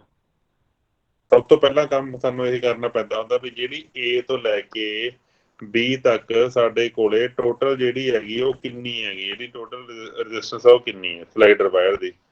ਸਲਾਈਡਰ ਵਾਇਰ ਦੀ ਜਿਹੜੀ ਰੈਜ਼ਿਸਟੈਂਸ ਹੈਗੀ ਉਹ ਹੈਗੀ ਸਾਡੀ ਕਿੰਨੀ? 8। ਇੱਥੇ ਅਸੀਂ ਕੱਢ ਲੈਂਦੇ ਹਾਂ ਵੋਲਟੇਜ ਕੱਢਣ ਵਾਸਤੇ current is equal to total voltage divide by total resistance. Total voltage ਸਾਡੀ ਹੈਗੀ ਆ 48 ਵੋਲਟ ਤੇ ਰੈਜ਼ਿਸਟੈਂਸ ਹੈਗੀ 4, ਇਹ ਹੈਗੀ 8 ਇਹਦੀ ਆ ਸੀਰੀਜ਼ ਦੇ ਵਿੱਚ। 8 ਤੇ 4 ਬਣਦਾ 12। 12 ਨੂੰ ਆਪਾਂ ਕੱਟ ਕੇ ਦੇਖੋ ਜੀ ਕੀ 12 ਚੋਂ 48 ਤੇ 4 ਐਂਪੀਅਰ ਆਊਗਾ ਕਰੰਟ। ਇਹਦਾ ਮਤਲਬ ਕਿੱਧਰ ਨੂੰ ਜਾ ਰਿਹਾ 4 ਐਂਪੀਅਰ ਕਰੰਟ, ਜਾ ਕਿੱਧਰ ਨੂੰ ਰਿਹਾਗਾ, ਪੋਜ਼ਿਟਿਵ ਤੋਂ ਨੈਗੇਟਿਵ ਵੱਲ ਜਾ ਰਿਹਾ 5 ਮਿੰਟ ਹਾਂਜੀ 4 ਐਂਪੀਅਰ ਕਰੰਟ ਇੱਥੇ। ਤਾਂ ਇਹ ਜਿਹੜੀ ਲੈਂਥ ਹੈ ਇਹਦੀ ਕਿੰਨੀ ਹੈ, ਇਹਦੀ ਰੈਜ਼ਿਸਟੈਂਸ ਕਿੰਨੀ ਹੈਗੀ 8।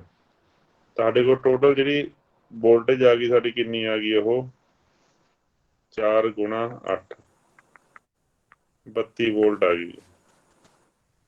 ਤਾਂ ਜਿਹੜੀ ਸਾਡੀ ਇਹ 32 ਵੋਲਟ ਆਈ ਹੈਗੀ ਇੱਥੋਂ ਲੈ ਕੇ A ਪੁਆਇੰਟ ਤੋਂ ਲੈ ਕੇ B ਪੁਆਇੰਟ ਤੱਕ ਜਿਹੜੀ 32 ਵੋਲਟ ਆਈ ਹੈਗੀ, ਹੁਣ ਇਸ ਤੋਂ ਬਾਅਦ ਅਸੀਂ ਦੇਖਣਾ ਹੈਗਾ ਵੀ ਜਦੋਂ ਸਾਡੇ ਕੋਲੇ ਵੋਲਟੇਜ 32 ਆ, ਸਾਡੇ ਕੋਲ ਇੱਕ ਫਾਰਮੂਲਾ ਸੀ ਪੜਿਆ ਹੋਇਆ ਨਾ ਵੀ ਵੋਲਟੇਜ ਗ੍ਰੇਡੀਅੰਟ B ਅਪੋਨ ਹਾਂਜੀ L multiply by X is equal to ਕਿੰਨੀ ਆਉਂਦੀ ਹੈ ਰਾਜੇ ਸਾਡੇ ਕੋਲੇ ਵੋਲਟੇਜ, ਅਸੀਂ ਕਿੰਨੀ ਪਤਾ ਕਰਨੀ ਆ, 12 ਹੀ ਆਉਣੀ ਚਾਹੀਦੀ ਹੈ ਨਾ ਵੋਲਟੇਜ ਸਾਡੀ। ਠੀਕ ਹੈ, ਸਾਡੇ ਕੋਲੇ ਵੱਡੀ ਵੋਲਟੇਜ ਕਿੰਨੀ ਹੈਗੀ 32, ਤਾਂ 32 ਡਿਵਾਈਡ ਬਾਈ ਟੋਟਲ ਲੈਂਥ ਹੈ ਕਿੰਨੀ ਹੈਗੀ 10 multiply by X is equal to 12, ਤੇ X ਦੀ ਵੈਲਿਊ ਕਿੰਨੀ ਹੈਗੀ ਉੱਧਰ ਲਿਆ ਕੇ 12 ਗੁਣਾ 10 ਡਿਵਾਈਡ ਬਾਈ 3.75 ਹੈਗਾ ਜੀ। ਹਾਂਜੀ ਸਰ 3.75 ਹਾਂਜੀ ਸਰ 3/75 ਕਰਕੇ ਹੈ ਜੀ। ਜੀ ਹੈ ਨਾ। It is used to comparison of cells. ਦੇਖੋ ਸੈੱਲ ਦਾ ਕੰਪੈਰੀਜ਼ਨ ਅਸੀਂ ਕਿਵੇਂ ਕਰਾਂਗੇ, ਸਾਡੇ ਕੋਲੇ ਮੰਨ ਲਓ ਇੱਕ ਆਹ ਹੈਗਾ ਪੋਟੈਂਸ਼ੀਓਮੀਟਰ, ਠੀਕ ਹੈ, ਇਹਦੀ ਆ ਹੈਗੀ ਹੈ ਇੱਕ ਸਲਾਈਡਰ ਵਾਇਰ। ਉਸ ਤੋਂ ਬਾਅਦ ਸਾਡੇ ਕੋਲੇ ਇੱਥੇ ਇੱਕ ਸੈੱਲ ਲੱਗਿਆ ਹੋਇਆ ਏਦਾਂ, ਉਹਦੀ ਇੱਕ ਇੰਟਰਨਲ ਰੈਜ਼ਿਸਟੈਂਸ ਇੱਥੇ ਕੀ ਲੱਗੀ ਹੋਈ ਹੈ ਮੰਨ ਲਓ ਆਹ, ਦੂਜੀ ਹੈਗੀ ਸਾਡੇ ਕੋਲੇ ਆਹ,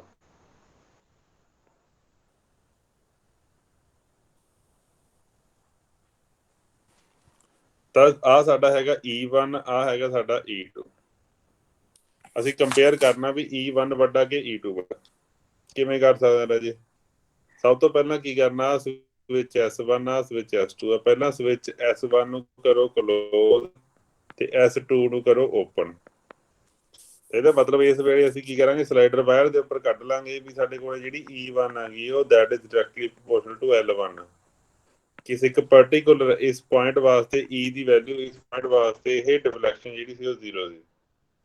ਉਸ ਤੋਂ ਬਾਅਦ ਅਸੀਂ ਕੱਢਾਂਗੇ ਵੀ ਜਦੋਂ ਅਸੀਂ ਇਹਨੂੰ ਹਟਾ ਦਾਂਗੇ S2 ਨੂੰ ਅਸੀਂ ਕਰ ਦਾਂਗੇ ਓਪਨ ਤੇ ਇਹਨੂੰ ਕਰ ਦਾਂਗੇ ਅਸੀਂ ਕਲੋਜ਼ S2, ਤਾਂ ਉਸ ਵੇਲੇ ਅਸੀਂ ਦੇਖਾਂਗੇ ਵੀ E2 ਦੀ ਵੈਲਿਊ ਜਿਹੜੀ ਆਈ ਆ ਉਹ ਇੱਥੇ ਆਈ ਹੈਗੀ ਬੈਲੈਂਸ, ਤਾਂ ਅਸੀਂ ਕੱਢਾਂਗੇ ਉਸ ਤੋਂ ਬਾਅਦ E2 ਵੀ ਉਹ ਕਿੱਥੇ ਆਏਗਾ ਲੈਂਥ ਦੇ ਉੱਪਰ ਆਇਆ।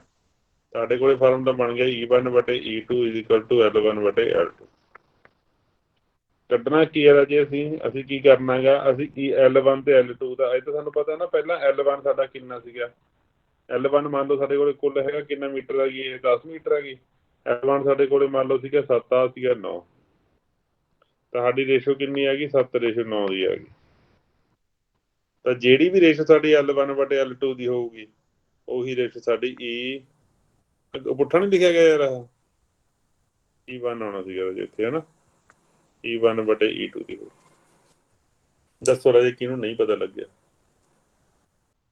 ਲਾਸਟ ਜਿਹੜਾ ਸਾਡਾ ਰਹਿ ਗਿਆ, ਲਾਸਟ ਦੇ ਵਾਸਤੇ ਇੱਕ ਫਾਰਮੂਲਾ ਯਾਦ ਕਰਨਾ ਸੀ, ਉਹ ਹੈਗਾ ਅਗਲਾ ਕੁਐਸਚਨ ਹੈਗਾ ਟੂ ਫਾਈਂਡ ਦਾ ਇੰਟਰਨਲ ਰੈਜ਼ਿਸਟੈਂਸ।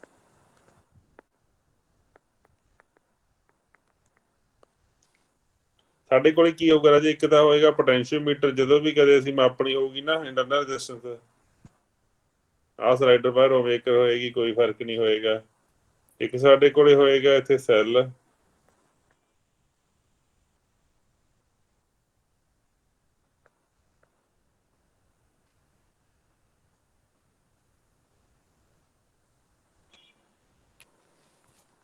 ਅਸੀਂ ਕੀ ਕਰਨਾ ਹੈ ਇੰਟਰਨਲ ਰੈਜ਼ਿਸਟੈਂਸ ਪਤਾ ਕਰਨਾ, ਜਿਹੜੀ ਆਹ ਆ ਗਈ, ਆਹ ਨਹੀਂ ਸਾਨੂੰ ਪਤਾ, ਮੰਨ ਲਓ ਆਹ ਵੋਲਟੇਜ ਸਾਨੂੰ ਪਤਾ ਕਿ ਆਹ ਵੋਲਟੇਜ ਜਿਹੜੀ ਅਸੀਂ ਕੱਢ ਲਾਂਗੇ, ਆਹ ਰੈਜ਼ਿਸਟੈਂਸ ਇੱਥੇ, ਆਹ ਰੈਜ਼ਿਸਟੈਂਸ ਜਿਹੜੀ ਲੱਗੀ ਹੋਈ ਆ ਇਹ ਰੈਜ਼ਿਸਟੈਂਸ ਬਾਕਸ ਲੱਗਿਆ ਹੋਇਆ ਹੈਗਾ, ਯਾਦ ਰੱਖਿਓ। ਜਿਹੜੀ ਇਹ ਰੈਜ਼ਿਸਟੈਂਸ ਹੈ ਸਾਨੂੰ ਪਤਾ ਹੈਗੀ, ਸਾਨੂੰ ਨੋਨ ਹੈਗੀ, ਇਹਦੇ ਉੱਪਰ ਵੈਲਿਊ ਹੈ ਜਿਹੜੀ ਸਾਡੀ ਸੱਤਰ ਨਾਲ ਲਿਖੀ ਹੋਈ ਹੈਗੀ ਇਸ ਰੈਜ਼ਿਸਟੈਂਸ ਦੇ ਉੱਪਰ। ਇੱਥੇ ਸਾਡਾ ਫਾਰਮੂਲਾ ਬਣਦਾ ਜਦੋਂ ਕਦੇ ਵੀ ਅਸੀਂ ਆਹ R ਕੱਢਣੀ ਹੋਏ, ਉਹ R ਦਾ ਫਾਰਮੂਲਾ ਦੇਖ ਲਓ ਕੀ ਹੁੰਦਾ, ਵੱਡੀ R L1 ਵਟੇ L2 -1।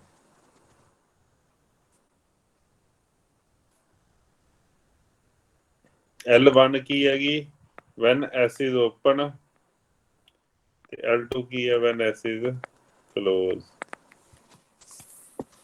ਆਹ ਫਾਰਮੂਲਾ ਯਾਦ ਕਰਨਾ ਰਾਜੇ ਜੇ ਕਦੇ ਇੰਟਰਨਲ ਰੈਜ਼ਿਸਟੈਂਸ ਪੁੱਛ ਲੂ। ਵੈਸੇ ਤਾਂ ਇਹੋ ਜਿਹਾ ਕੁਐਸਚਨ ਸਾਡੇ ਪੇਪਰ 'ਚ ਆਉਣ ਦੇ ਚਾਂਸਿਸ ਹੈ ਨਹੀਂ ਕਿ ਬਹੁਤ ਘੱਟ ਉਮੀਦ ਹੈ ਵੀ ਇਹੋ ਜਿਹਾ ਕੁਐਸਚਨ ਉਹ ਪੁੱਛੂਗਾ। ਆਹ ਵੋਲਟੇਜ ਹੈਗੀ ਹੈ ਜੀ 10 ਵੋਲਟ, ਆਹ ਹੈਗੀ ਹੈ 6 ਵੋਲਟ, ਆਹ ਹੈਗੀ ਆ 2 ਵੋਲਟ, ਸੌਰੀ 2 ਓਮ ਬੱਚੇ, ਇਹ ਵੀ ਹੈਗੀ ਆ 2 ਓਮ। ਤਾਂ ਤੁਸੀਂ ਦੱਸਣਾ ਕੀ ਆ ਰਾਜੇ, ਲੈਂਥ ਦੱਸਣੀ ਹੈਗੀ ਆਹ ਐਕਸ ਲੈਂਥ ਦੱਸਣੀ ਹੈ ਜਦੋਂ ਸਾਡਾ ਜਿਹੜਾ ਪੁਆਇੰਟਰ ਹੈਗਾ ਉਹ ਨਲ ਡਿਫਲੈਕਸ਼ਨ ਦਿਓ।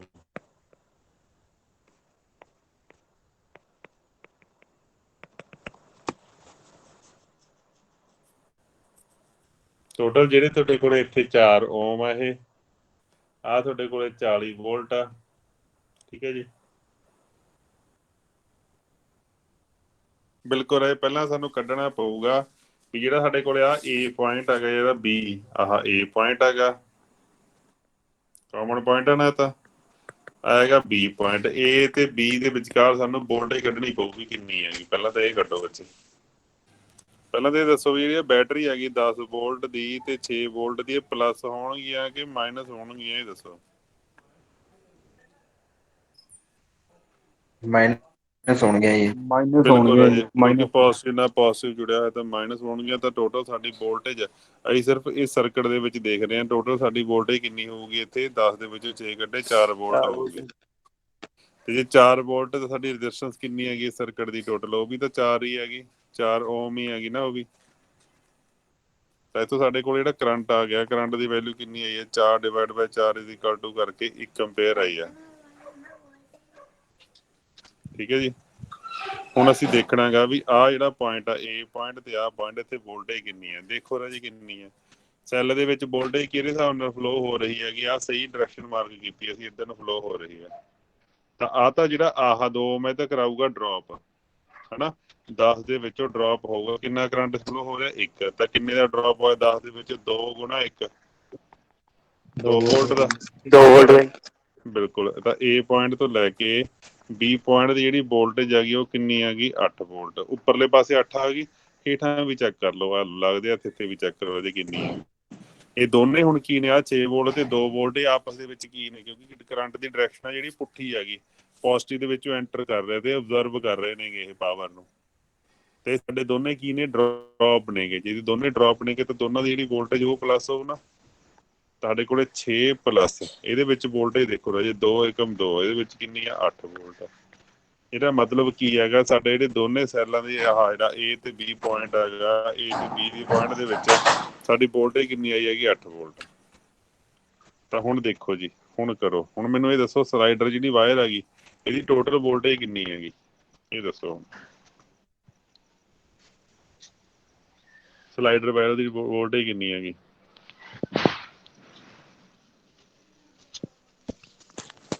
ਸਲਾਈਡਰ ਵਾਇਰ ਦੀ ਵੋਲਟੇਜ ਰਾਜੀ ਕਿੰਨੀ ਹੈ ਬੋਲੇ। ਸਰਕਟ ਦੇ ਵਿੱਚ ਟੋਟਲ ਵੋਲਟੇਜ ਹੈਗੀ ਹੈ 40 ਤੇ ਟੋਟਲ ਰੈਜ਼ਿਸਟੈਂਸ ਹੈਗੀ ਹੈ 4। ਤੁਹਾਡੇ ਕੋਲ ਕਰੰਟ ਕਿੰਨਾ ਆ ਗਿਆ 10 ਐਂਪੀਅਰ ਦਿੱਤੀ ਹੋਈ ਹੈ ਰਾਜੇ। ਇਹਦੀ ਹੈਗੀ 6 ਹੈਗੀ।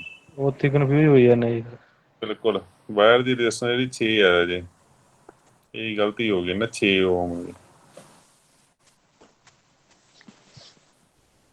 6 ਓਮ ਬੱਚੇ। ਤਾਂ ਹੁਣ ਕੀ ਕਰਾਂਗੇ ਆਪਾਂ, total voltage 40 divide by total resistance 6 ਆ, ਇਹ 4 ਆਹ ਕਿੰਨਾ ਆ ਗਿਆ ਇਹਦਾ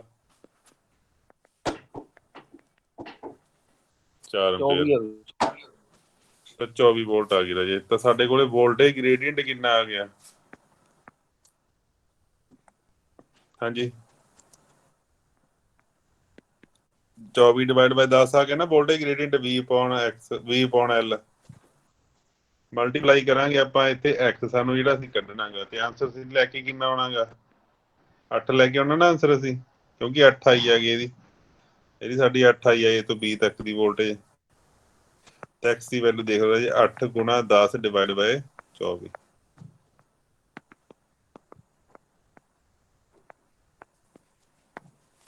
ਲਓ ਜੀ, ਆ ਇੱਥੇ ਕੋਈ ਨਾ ਕੋਈ ਤੁਹਾਡੇ ਕੋਲ ਇੱਕ ਰੈਜ਼ਿਸਟੈਂਸ ਪਈ ਹੈਗੀ, ਉਹ ਹੈਗੀ 4 ਓਮ ਦੀ। ਇੱਥੇ ਕਰੰਟ ਜਾ ਰਿਹਾ 2 ਐਂਪੀਅਰ। ਇੱਥੇ ਇੱਕ ਰੈਜ਼ਿਸਟੈਂਸ ਪਈ ਹੈਗੀ ਜਾਂ ਫਿਰ ਰੈਜ਼ਿਸਟੈਂਸ ਦੀ ਥਾਂ ਤੇ ਕਹਿ ਲਓ ਵੀ ਇੱਥੇ ਇੱਕ ਲੱਗਿਆ ਹੋਇਆ ਵੋਲਟੇਜ ਸੋਰਸ, ਵੋਲਟੇਜ ਮੀਟਰ ਲੱਗਿਆ ਹੋਏਗਾ, ਤੇ ਵੋਲਟ ਮੀਟਰ ਕਿੰਨੀ ਰੀਡਿੰਗ ਪੜੂਗਾ ਦੱਸਿਓ ਜੀ।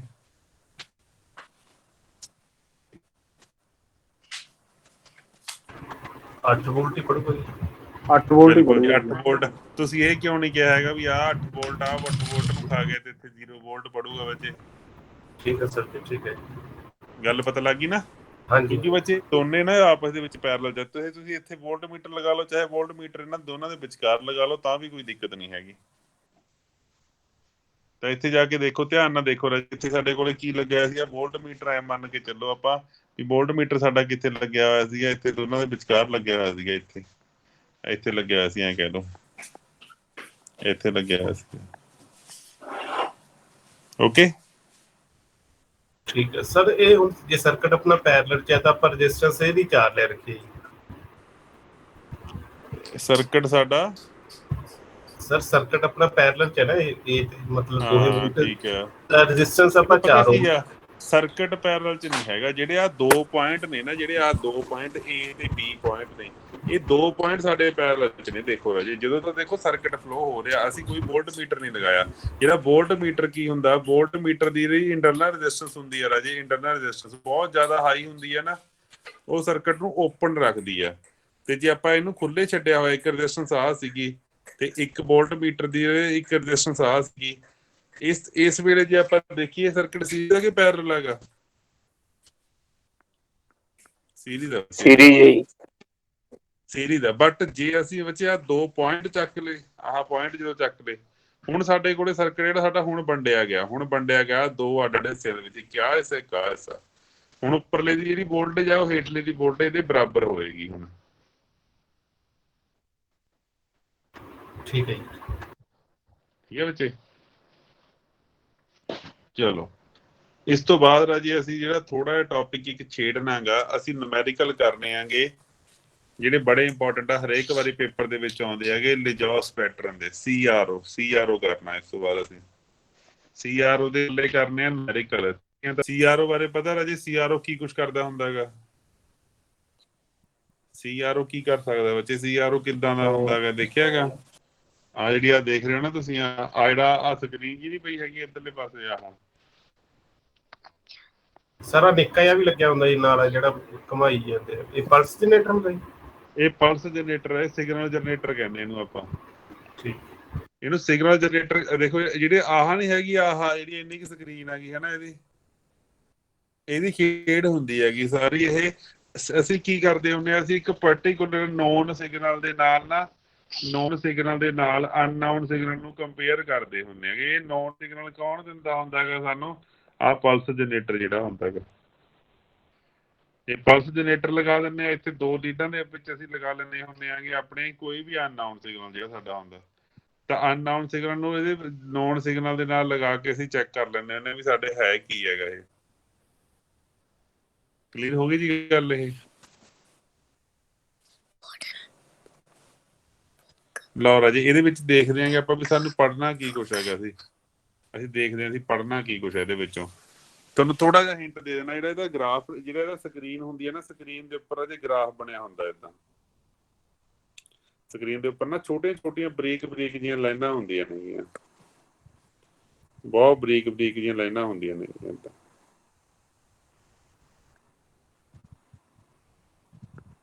ਇਹ ਲਾਈਨਾਂ ਨੂੰ ਤੁਸੀਂ ਕਿੰਨਾ ਮਰਜ਼ੀ ਗ੍ਰਾਫ ਨੂੰ, ਜਿਹੜਾ ਗ੍ਰਾਫ ਹੁੰਦਾ ਨਾ, ਇਹ ਏਦਾਂ ਜੇ ਤੁਸੀਂ ਸਿਲੈਕਟ ਕਰਦੇ ਹੋ ਨਾ, ਇੱਥੇ ਨਾ ਇੱਕ ਸਿਲੈਕਟਰ ਸਵਿੱਚਾਂ ਲੱਗੀਆਂ ਹੁੰਦੀਆਂ ਨੇਗੀਆਂ ਇੱਥੇ, ਇਹ ਗੁਲਾਈ ਦੇ ਵਿੱਚ ਕਿਤੇ ਤਾਂ ਲਿਖਿਆ ਹੁੰਦਾ ਹੈਗਾ ਵੀ ਵੋਲਟ ਪਰ ਡਿਵੀਜ਼ਨ, ਏਦਾਂ ਲਿਖਿਆ ਹੁੰਦਾ ਇੱਥੇ ਸਿਲੈਕਸ਼ਨ। ਕਿਤੇ ਲਿਖਿਆ ਹੁੰਦਾ ਜੀ ਸਾਡੇ ਕੋਲੇ ਮਿਲੀ ਵੋਲਟ ਪਰ ਡਿਵੀਜ਼ਨ ਲਿਖਿਆ ਹੁੰਦਾ ਹੈਗਾ।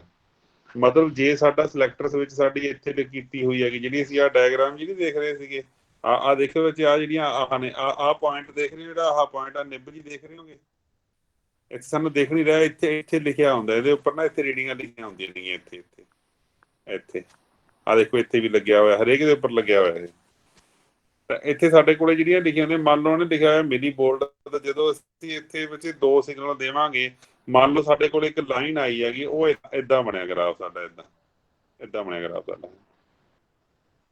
ਤਾਂ ਸਾਨੂੰ ਇੱਥੋਂ ਕੀ ਸਾਫ਼ ਸਾਨੂੰ ਕੀ ਪਤਾ ਲੱਗਿਆ ਹੈਗਾ, ਇੱਥੋਂ ਕੀ ਪਤਾ ਲੱਗਿਆ, ਜੇ ਸਾਡਾ ਇਹ ਵੋਲਟ ਪਰ ਡਿਵੀਜ਼ਨ ਦੇ ਉੱਪਰ ਸੀ, ਮਤਲਬ ਇੱਕ ਡਿਵੀਜ਼ਨ ਆ 1 ਵੋਲਟ ਪੜ ਰਿਹਾ, ਤਾਂ ਅਸੀਂ ਪੜ ਕਿੰਨੀ ਰਹੀ ਹੈ ਸਾਡੀ ਰਾਜੇ, 1 ਡਿਵੀਜ਼ਨ ਆ ਇੱਥੇ ਹੋ ਗਈ ਉੱਪਰ ਨੂੰ, ਇੱਥੇ ਕਿੰਨੀਆਂ ਹੋ ਗਈਆਂ, 2 ਡਿਵੀਜ਼ਨਾਂ ਹੋ ਗਈਆਂ। ਇਹਦਾ ਮਤਲਬ ਸਾਡੇ ਕੋਲੇ ਕੀ ਆ ਗਿਆ ਬੱਚੇ, ਆ ਸਾਡੇ ਕੋਲੇ 2 ਵੋਲਟ ਵਾਲਾ ਸਾਡੇ ਕੋਲੇ ਇੱਕ ਪੀਕ ਵੇਵ ਆ ਗਈ, ਜਿਹਦੀ ਵੋਲਟੇਜ 2 ਵੋਲਟ ਹੈਗੀ। ਸਾਡੇ ਕੋਲੇ VM ਵੈਲਿਊ ਆ ਗਈ 2 ਵੋਲਟ ਦੀ। ਕਲੀਅਰ ਹੋ ਗਈ ਦੀ ਗੱਲ ਇਹ। ਤੇ ਜੇ ਅਸੀਂ ਇਸੇ ਵੋਲਟੇਜ ਤਾਂ ਸਾਡੀ ਇੱਥੇ 2 ਵੋਲਟ ਹੈਗੀ ਨਾ, ਤੇ ਜੇ ਅਸੀਂ ਇਸੇ ਵੇਲੇ ਇੱਥੇ ਅਸੀਂ ਇਹਨੂੰ ਜਿਹੜਾ ਸਿਲੈਕਟਰ ਸਵਿਚ ਉਹਨੂੰ ਇੱਥੇ ਕਰ ਦਾਂਗੇ, ਤਾਂ ਸਾਡਾ ਗ੍ਰਾਫ ਏਡਾ ਵੱਡਾ ਬਣ ਜਾਊਗਾ ਵੀ ਉਹ ਦਿਖਣੋਂ ਹੀ ਹਟ ਜਾਊਗਾ, ਏਦਾਂ ਚੱਲ ਜਾਊਗਾ ਉਹ, ਬਸ ਆਪਾਂ ਨੂੰ ਤਾਂ ਲਾਈਨ ਜੀ ਦਿਖੂ ਕਿਤੇ ਨਾ ਕਿਤੇ। ਓਕੇ, ਇਹ ਹੈ ਬੱਚੇ ਇਹ। ਇਹਦੇ ਵਾਸਤੇ ਦੇਖੋ ਇਹ ਕਰਦਾ ਕੀ ਕੁਛ ਹੈ, ਜਿਹੜੇ ਮੇਨ ਚੀਜ਼ਾਂ ਨੇਗੀਆਂ। ਕਈ ਵਾਰ ਤੁਹਾਨੂੰ ਇਹ ਪੁੱਛੂਗਾ RMS ਵੈਲਿਊ ਪੜਦਾ, ਪੀਕ ਵੈਲਿਊ ਪੜਦਾ, ਕਿਹੜੀ ਪੜਦਾ ਰਾਜੇ? ਇਹ ਵੇਵ ਸ਼ੇਪ ਦੀ ਐਕਚੁਅਲ ਵੈਲਿਊ ਪੜਦਾ ਰਾਜੇ। ਵੇਵ ਸ਼ੇਪ ਜਿਹੜੀ ਐਕਚੁਅਲ ਦੇ ਵਿੱਚ ਵੇਵ ਸ਼ੇਪ ਹੁੰਦੀ ਹੈ, ਉਹ ਪ੍ਰੋਪਰ ਵੇਵ ਸ਼ੇਪ ਨੂੰ ਪੜਦਾ ਹੈਗਾ ਇਹ ਗੱਲ ਯਾਦ ਰੱਖਣੀ ਹੈ। ਮੇਨ ਜਿਹੜੇ ਹੋਰ ਕੋਈ ਕੰਮ ਨਹੀਂ ਕਰ ਸਕਦਾ, ਇਹੀ ਕੰਮ ਕਰਦਾ। ਪਹਿਲੀ ਗੱਲ ਤਾਂ ਇਹ ਪੜਦਾ ਬੱਚੇ ਫੇਸ ਡਿਸਪਲੇਸਮੈਂਟ, ਫੇਸ ਡਿਸਪਲੇਸਮੈਂਟ। ਇੱਕ ਨੌਨ ਵੇਵ, 2 ਵੇਵਸ ਨੇ ਨਾ ਸਾਡੀਆਂ ਜਿਹੜੀਆਂ, ਇੱਕ ਨੌਨ ਵੇਵ ਇੱਕ ਅਨਨੋਨ ਵੇਵ, ਉਹਨਾਂ ਦੋਨਾਂ ਦੇ ਵਿਚਕਾਰ ਕਿੰਨਾ ਫੇਸ ਡਿਸਪਲੇਸਮੈਂਟ ਹੈਗਾ, ਇੱਥੋਂ ਆਪਾਂ ਪੜ੍ਹ ਸਕਦੇ ਹਾਂ। ਇਹਦੇ ਉੱਪਰਲੇ ਪਾਸੇ ਜਿਹੜੀ ਇਹ ਗ੍ਰਾਫ ਬਣੇਗਾ ਸਾਡਾ, ਉਹ ਗ੍ਰਾਫ ਦੱਸ ਦੇਗਾ ਵੀ ਸਾਡੇ ਕੋਲੇ ਕਿੰਨਾ ਹੈਗਾ। ਓਕੇ ਜੀ, ਤਾਂ ਪਹਿਲੀ ਫੇਸ ਡਿਸਪਲੇਸਮੈਂਟ। ਦੂਜਾ ਜਿਹੜਾ ਮੇਨ ਅਸੀਂ ਯੂਜ਼ ਕਰਦੇ ਇਹਨੂੰ ਫ੍ਰੀਕੁਐਂਸੀ ਮੇਜਰਮੈਂਟ ਵਾਸਤੇ ਯੂਜ਼ ਕਰਦੇ ਹਾਂ, ਫ੍ਰੀਕੁਐਂਸੀ ਮੇਜਰਮੈਂਟ ਵਾਸਤੇ। ਇਹਨਾਂ ਦੋਨਾਂ ਦੇ ਨੂਮੈਰੀਕਲ ਆ ਜਿਹੜੇ ਬਹੁਤ ਇੰਪੋਰਟੈਂਟ ਨੇ। ਸ਼ਾਇਦ ਕਈਆਂ ਨੇ ਕੀਤੇ ਵੀ ਹੁਣ, ਕਈਆਂ ਨੇ ਨਹੀਂ ਕੀਤੇ, ਕਿਉਂਕਿ ਇੰਪੋਰਟੈਂਟ ਆ। ਹਰੇਕ ਵਾਰੀ ਪੇਪਰ ਦੇ ਵਿੱਚ ਇੱਕ ਅੱਧਾ ਕੁਐਸਚਨ ਇਹਦਾ ਆਉਂਦਾ ਹੀ ਆਉਂਦਾ ਹੈਗਾ। ਤਾਂ ਪਹਿਲਾਂ ਤਾਂ ਅਸੀਂ ਕਰਦੇ ਹਾਂ ਫੇਸ ਡਿਸਪਲੇਸਮੈਂਟ, ਜਿਹੜੇ ਫਿਕਸ ਦੀਆਂ ਚੀਜ਼ਾਂ ਹੈਗੀਆਂ ਫੇਸ ਡਿਸਪਲੇਸਮੈਂਟ ਦੀਆਂ, ਪਹਿਲਾਂ ਅਸੀਂ ਉਹ ਦੇਖਦੇ ਹਾਂਗੇ। ਉਸ ਤੋਂ ਬਾਅਦ ਅਸੀਂ ਦੇਖਾਂਗੇ ਬੱਚੇ ਦੂਜਾ ਸਾਡਾ। ਤਾਂ ਫੇਸ ਡਿਸਪਲੇਸਮੈਂਟ ਦੇ ਵਿੱਚ ਦੇਖੋ, ਫੇਸ ਡਿਸਪਲੇਸਮੈਂਟ ਬੱਚੇ ਕੱਢੀ ਕਿਵੇਂ ਜਾਂਦੀ ਹੈ ਕਿ ਅਸੀਂ ਜਦੋਂ ਦੋ ਨੂੰ ਆਪਾਂ ਨੂੰ ਆਪਸ ਦੇ ਵਿੱਚ ਮੇਜਰ ਕਰਦੇ ਆਂਗੇ, ਤਾਂ ਸਾਡੇ ਕੋਲ ਇਹ ਐਂਗਲ ਡਿਗਰੀ ਦੇ ਵਿੱਚ ਨਹੀਂ ਦਿੰਦਾ ਹੈਗਾ। ਜਿਹੜੀ ਰੀਡਿੰਗ ਦਿੰਦਾ ਉਹ ਡਿਗਰੀ ਦੇ ਵਿੱਚ ਨਹੀਂ ਦਿੰਦਾ ਹੈਗਾ। ਇਹ ਕਿਵੇਂ ਦਿੰਦਾ ਹੈਗਾ ਬੱਚੇ ਦੇਖੋ, ਸਾਡੇ ਕੋਲੇ ਜਾਂ ਤਾਂ ਇਹ ਐਦਾਂ ਲਾਈਨ ਦੇਊਗਾ ਸਾਡੇ ਕੋਲ, ਜਿਵੇਂ ਆਹ ਓਰੀਜਨ, ਆਹ ਸੈਂਟਰ ਗ੍ਰਾਫ ਹੁੰਦਾ ਨਾ ਸਾਡਾ। ਜੇ ਅਸੀਂ 2 ਵੇਵਸ ਨੂੰ ਆਪਸ ਦੇ ਵਿੱਚ ਲਗਾ ਦਾਂਗੇ, ਸਾਨੂੰ ਜਾਂ ਤਾਂ ਉਹ ਦੇਊਗਾ ਐਦਾਂ ਲਾਈਨ ਜਿਹੜੀ ਸੈਂਟਰ ਚੋਂ ਪਾਸ ਹੋ ਰਹੀ ਹੋ। ਜੇ ਕੋਈ ਏਦਾਂ ਦੀ ਲਾਈਨ ਹਾਈ, ਇਹਦੇ ਵਾਸਤੇ ਅਸੀਂ ਕਹਾਂਗੇ 0 ਡਿਗਰੀ ਫੇਸ ਡਿਸਪਲੇਸਮੈਂਟ ਆ ਇਨ ਫੇਸ ਦੇ ਵਿੱਚ, ਜਾਂ ਦੋਨੋਂ ਜਿਹੜੀਆਂ ਵੇਵਸ ਨੇਗੀਆਂ। ਓਕੇ, ਤੇ ਜੇ ਬੱਚੇ 2 ਵੇਵ ਦੇ ਵਿੱਚ ਹੋਵੇ 30 ਡਿਗਰੀ ਫਰਕ ਹੋਵੇ ਆਪਸ ਦੇ ਵਿੱਚ, 30 ਡਿਗਰੀ ਲੀਡ ਦਾ ਫਰਕ ਹੋਵੇ, 30 ਡਿਗਰੀ ਲੀਡ ਹੋਵੇ, ਜਿਹੜੀ ਅਸੀਂ ਵੇਵ ਦਿੱਤੀ ਉਹ 30 ਡਿਗਰੀ ਲੀਡ ਕਰ ਰਹੀ ਹੋਵੇ, ਤਾਂ ਸਾਡਾ ਇਸੇ ਪੁਆਇੰਟ ਦੇ ਵਿੱਚ ਜਿਹੜਾ ਸਾਡੇ ਹੋਊਗਾ ਥੋੜੀ ਚੜਾਈ ਵੱਧ ਜੂਗੀ ਇਹਦੀ, ਏਦਾਂ ਓਵਲ ਸ਼ੇਪ ਐਲਿਪਸ ਹੋਊਗੀ, ਪਰ ਹੋਊਗੀ ਆਹੀ ਡਾਇਰੈਕਸ਼ਨ ਦੇ ਵਿੱਚ। ਜੇ ਬੱਚੇ 60 ਡਿਗਰੀ ਹੋਵੇ ਤਾਂ ਇਸ ਤੋਂ ਜਿਹੜੀ ਮੋਟਾਈ ਹੈਗੀ ਉਹ ਥੋੜੀ ਜਿਹੀ ਹੋਰ ਵੱਧ ਜੂਗੀ ਬੱਚੇ, ਉਹ ਓਵਲ ਸ਼ੇਪ ਹੋਏ, ਐਲਿਪਸ ਤੋਂ ਓਵਲ ਹੋ ਜੂਗੀ ਉਹ। ਤੇ ਜੇ ਇਹ 60 ਤੋਂ ਬਾਅਦ, ਇਸ ਤੋਂ ਬਾਅਦ ਜਦੋਂ ਮੋਟਾ ਹੋਊਗਾ ਕੀ ਹੋਊਗਾ ਬੱਚੇ, ਬਿਲਕੁਲ ਗੋਲ ਹੋ ਜੂਗਾ, ਸਰਕਲ ਬਣ ਜਾਊਗਾ। ਪੇਪਰ ਦੇ ਵਿੱਚ ਆਹ ਕੁਐਸਚਨ ਆਇਆ ਵੀ ਜੇ ਬਾਈ ਚਾਂਸ ਸਰਕਲ ਬਣ ਜਾਵੇ ਸਾਡੇ ਫੇਸ ਉਹਦੇ ਵਿੱਚ ਡਿਸਪਲੇ ਦੇ ਉੱਪਰ, ਤਾਂ ਦੋਨੇ ਵੇਵ ਦੇ ਵਿੱਚ ਕਿੰਨੇ ਦਾ ਫਰਕ ਹੁੰਦਾ? 90 ਡਿਗਰੀ ਦਾ ਫਰਕ ਹੁੰਦਾ। ਤਾਂ ਉਸ ਤੋਂ ਬਾਅਦ ਬੱਚੇ ਹੁਣ ਇੱਧਰਲੇ ਪਾਸੇ ਤਾਂ ਬਣ ਗਿਆ ਨਾ, ਇਹ ਕਿਹੜੇ ਕਿਹੜੇ ਕੁਆਡਰੈਂਟ 'ਚ ਬਣ ਰਿਹਾ ਸੀਗਾ? ਇੱਕ ਪਹਿਲਾ ਸੀਗਾ, ਇੱਕ ਤੀਜਾ ਸੀਗਾ। ਤਾਂ ਪਹਿਲੇ ਤੇ ਤੀਜੇ ਦੇ ਵਿੱਚ ਜਦੋਂ ਵੀ ਵੇਵ ਸ਼ੇਪ ਬਣੂਗੀ ਉਦੋਂ ਕੀ ਹੋਣਗੇ? ਐਂਗਲ ਸਾਰੇ ਲੀਡ ਹੋਣਗੇ ਬੱਚੇ। ਠੀਕ ਹੈ ਜੀ। ਹੁਣ ਇਸ ਤੋਂ ਬਾਅਦ ਬੱਚੇ ਇੱਧਰਲੇ ਪਾਸੇ ਸ਼ਿਫਟ ਕਰੂਗਾ। ਇਹ ਪਹਿਲਾਂ ਇੱਥੇ ਗੋਲ ਹੋਇਆ ਨਾ, ਹੁਣ ਪਹਿਲਾਂ ਮੋਟਾ ਹੋਵੇਗਾ, ਇੱਦਾਂ ਓਵਲ ਬਣੇਗਾ। ਤਾਂ ਜਦੋਂ ਓਵਲ ਬਣੂਗਾ ਉਦੋਂ ਹੋਊਗਾ ਸਾਡਾ ਕੋਲੇ 120 ਡਿਗਰੀ ਲੀਡ। 120 ਡਿਗਰੀ ਲੀਡ ਤੋਂ ਬਾਅਦ ਸਾਡੇ ਕੋਲੇ ਬੱਚੇ ਬਰੀਕ ਹੋ ਜਾਏਗਾ, ਥੋੜਾ ਐਲਿਪਸ ਬਣੇਗਾ ਇਹ ਦੂਜੇ ਕੁਆਡਰੈਂਟ ਤੇ ਚੌਥੇ ਕੁਆਡਰੈਂਟ ਦੇ ਵਿੱਚ। ਇਹਨੂੰ 30 ਡਿਗਰੀ ਹੋਰ ਵਧਾ ਦਿਓ। ਹੁਣ ਇਹ ਜਦੋਂ ਪਤਲਾ ਹੋਏਗਾ ਬੱਚੇ, ਇੱਕ ਪਤਲਾ ਹੁੰਦਾ ਹੁੰਦਾ ਕੀ ਹੋ ਜਾਊਗਾ? ਲਾਈਨ ਬਣ ਜੂਗੀ। ਕਿੰਨੇ ਡਿਗਰੀ ਦਾ ਹੈ? ਆ ਲਓ, ਪੇਪਰ ਦੇ ਵਿੱਚ ਆਉਣ ਵਾਲਾ ਕੁਐਸਚਨ ਹੈਗਾ। ਬੇਸ਼ੱਕ ਪੁਰਾਣੇ ਪੇਪਰ ਖੋਲ ਕੇ ਦੇਖ ਲਓ, ਤੁਹਾਨੂੰ ਇੱਕ ਅੱਧਾ ਕੁਐਸਚਨ ਦਿਖ ਜੂਗਾ ਇਹਦਾ। ਆ ਸਾਰੇ ਗ੍ਰਾਫ ਯਾਦ ਰੱਖਣੇ ਆ। ਕੋਈ ਬਹੁਤੀ ਵੱਡੀ ਗੱਲ ਨਹੀਂ ਹੈਗੀ, ਪਹਿਲੇ ਗ੍ਰਾਫ ਤੋਂ ਸ਼ੁਰੂ ਕਰ ਲੈਣਾ ਤੁਸੀਂ, ਪਹਿਲੇ ਗ੍ਰਾਫ ਤੋਂ ਸ਼ੁਰੂ ਕਰਨਾ ਏਦਾਂ। ਪਹਿਲਾਂ ਥੋੜੀ ਜਿਹੀ ਭੀੜੀ ਜੀ, ਫਿਰ ਗੋਲ ਜੀ ਕਰ ਦੇਣਾ, ਫਿਰ ਪ੍ਰੋਪਰ ਗੋਲਾਈ ਕਰ ਦੇਣੀ ਹੈਗੀ, ਫਿਰ ਇੱਧਰਲੇ ਪਾਸੇ ਲੈ ਆਉਣਾ, ਪਹਿਲਾਂ ਵੱਧ ਗੋਲਾਈ ਫਿਰ ਘੱਟ ਗੋਲਾਈ, ਕਿਉਂਕਿ ਵਧੀ ਵੀ ਸੀ ਨਾ ਗੋਲਾਈ ਫਿਰ ਘੱਟ ਕਰਨੀ। ਇਹ ਹੈਗਾ ਜੀ, ਫੇਸ ਡਿਸਪਲੇਸਮੈਂਟ ਮਾਪੀ ਜਾਂਦੀ ਹੈ। ਤਾਂ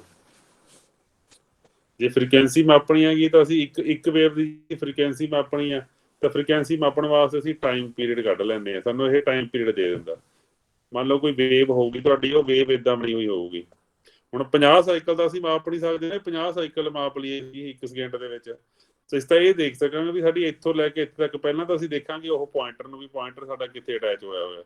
ਮੰਨ ਲਓ ਹੋਇਆ ਮਿਲੀ ਸੈਕਿੰਡ ਪਰ ਡਿਵੀਜ਼ਨ ਤੇ ਹੋਇਆ ਹੈਗਾ ਜਿਹੜਾ ਸਾਡਾ ਪੁਆਇੰਟਰ ਹੋਊਗਾ ਫ੍ਰੀਕੁਐਂਸੀ ਵਾਲਾ।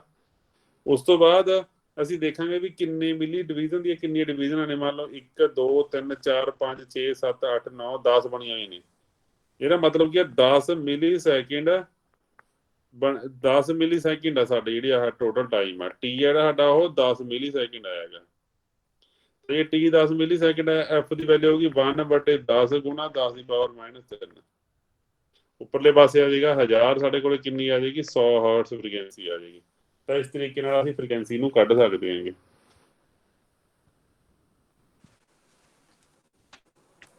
ਕਲੀਅਰ ਹੋ ਗਈ ਰਾਜੀ ਗੱਲ? ਲਓ ਜੀ, ਫ੍ਰੀਕੁਐਂਸੀ ਜੇ ਮਿਲ ਲਈ। ਲਾਸਟ ਗੱਲ ਇੱਕ ਫ੍ਰੀਕੁਐਂਸੀ ਮਿਲਣ ਦਾ ਤਰੀਕਾ ਹੋਰ ਹੈਗਾ। ਇਹ ਤਾਂ ਸੀਗੀ ਸਿੰਪਲ ਟਾਈਮ ਪੀਰੀਅਡ ਤੋਂ। ਇੱਕ ਹੁੰਦਾ ਹੈਗਾ Lissajous pattern. Lissajous important, most important, GATE ਦੇ ਕੁਐਸਚਨਾਂ ਵਾਸਤੇ ਇੰਪੋਰਟੈਂਟ ਹੈ ਇਹ ਲਿਜਾਓਸ ਪੈਟਰਨ। ਲਿਜਾਓਸ ਪੈਟਰਨ ਦੇ ਵਿੱਚ ਜਿਹੜੀ ਸਾਡੀ ਵੇਵ ਬਣਦੀ ਹੈ ਰਾਜੀ ਇਦਾਂ ਮੰਨ ਲਓ ਆ ਤੁਹਾਡੇ ਕੋਲ ਫ੍ਰੀਕੁਐਂਸੀ, ਆ ਤੁਹਾਡੇ ਕੋਲ ਗੋਲਾਈ ਹੈਗੀ, ਉਹ ਵੇਵ ਤੁਹਾਡੀ ਬਣੇਗੀ ਜਾਂ ਤਾਂ ਇਦਾਂ ਬਣੇਗੀ, ਜਾਂ ਉਹ ਬਣੇਗੀ ਇਦਾਂ ਜਾਂ ਬਣੇਗੀ ਉਹ ਇਦਾਂ ਦੀਆਂ ਵੇਵਸ ਜੀਆਂ ਬਣਦੀਆਂ ਹੁੰਦੀਆਂ ਨੇਗੀਆਂ, ਸ਼ੇਪਸ ਜੀਆਂ। ਤੁਹਾਨੂੰ ਦੇਊਗਾ ਉਹ ਵੀ ਹੌਰੀਜ਼ੋਂਟਲ ਪਲੇਟਸ ਦੇ ਉੱਪਰ, ਹੌਰੀਜ਼ੋਂਟਲ ਪਲੇਟਸ ਦੇ ਉੱਪਰ CRO ਦੀਆਂ ਦੇ ਉੱਪਰ ਤੁਸੀਂ ਦਿੱਤੀ ਹੋਈ ਹੈ 1000 ਹਰਟਸ ਫ੍ਰੀਕੁਐਂਸੀ, ਤੇ ਤੁਹਾਡੇ ਕੋਲੇ ਏਦਾਂ ਦਾ ਕੋਈ ਸ਼ੇਪ ਬਣੀ ਹੋਈ ਹੈ, ਏਦਾਂ ਦੀ ਸ਼ੇਪ ਬਣੀ ਹੋਈ ਹੈ। ਤਾਂ ਦੱਸੋ ਤੁਸੀਂ ਤੁਹਾਡੇ ਕੋਲੇ ਟੋਟਲ ਫ੍ਰੀਕੁਐਂਸੀ ਹੈ ਕਿੰਨੀ ਹੈ, ਇਹ ਪੁੱਛੂਗਾ।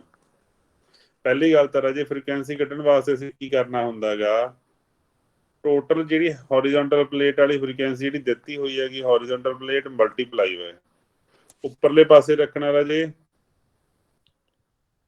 ਦੇਖੋ ਇੱਕ ਹੁੰਦਾ ਬੱਚੇ ਹੌਰੀਜ਼ੋਂਟਲ, ਇੱਕ ਹੁੰਦਾ ਵਰਟੀਕਲ। ਇੱਕ ਪੋਲ ਆ, ਪੋਲ ਦੇ ਉੱਪਰ ਲਾਈਟ ਲੱਗੀ ਹੈ, ਤਾਂ ਥੱਲੇ ਵਰਟੀਕਲ ਹੁੰਦੀ ਹੈ ਕਿ ਹੇਠਾਂ ਪੋਲ ਜਿਹੜਾ ਵਰਟੀਕਲ ਹੁੰਦਾ ਕਿ ਕੀ ਹੁੰਦਾ ਹੈਗਾ ਬੱਚੇ, ਉਹ ਹੌਰੀਜ਼ੋਂਟਲ ਹੁੰਦਾ ਹੇਠਾਂ ਵਰਟੀਕਲ। ਤਾਂ ਇਹਦਾ ਲਿਖੋ ਰਾਜੇ ਨੰਬਰ ਆਫ ਲੂਪਸ ਕੱਟ ਬਾਏ ਵਰਟੀਕਲ ਲਾਈਨ।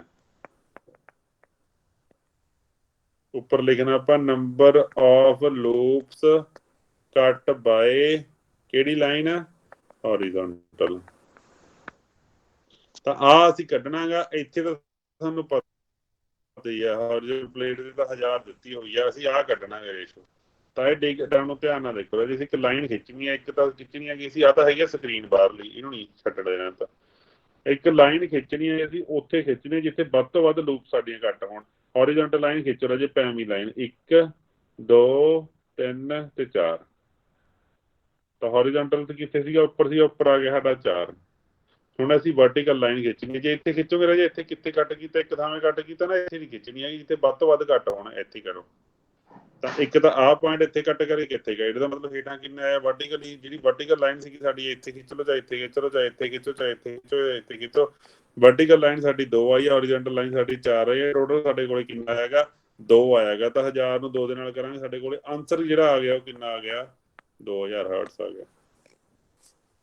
ਇਹ ਦੱਸੋ ਕਿਹਨੂੰ ਨਹੀਂ ਪਤਾ ਲੱਗਿਆ, ਦੱਸੋ ਰੇ ਟੋਟਲ ਫ੍ਰੀਕੁਐਂਸੀ ਕਿੰਨੀ ਹੈ ਹੌਰੀਜ਼ੋਂਟਲ ਪਲੇਟ ਦੇ ਉੱਪਰ 1200 ਹਰਟਸ ਦਿੱਤੀ ਹੋਈ ਹੈ, ਦੱਸੋ।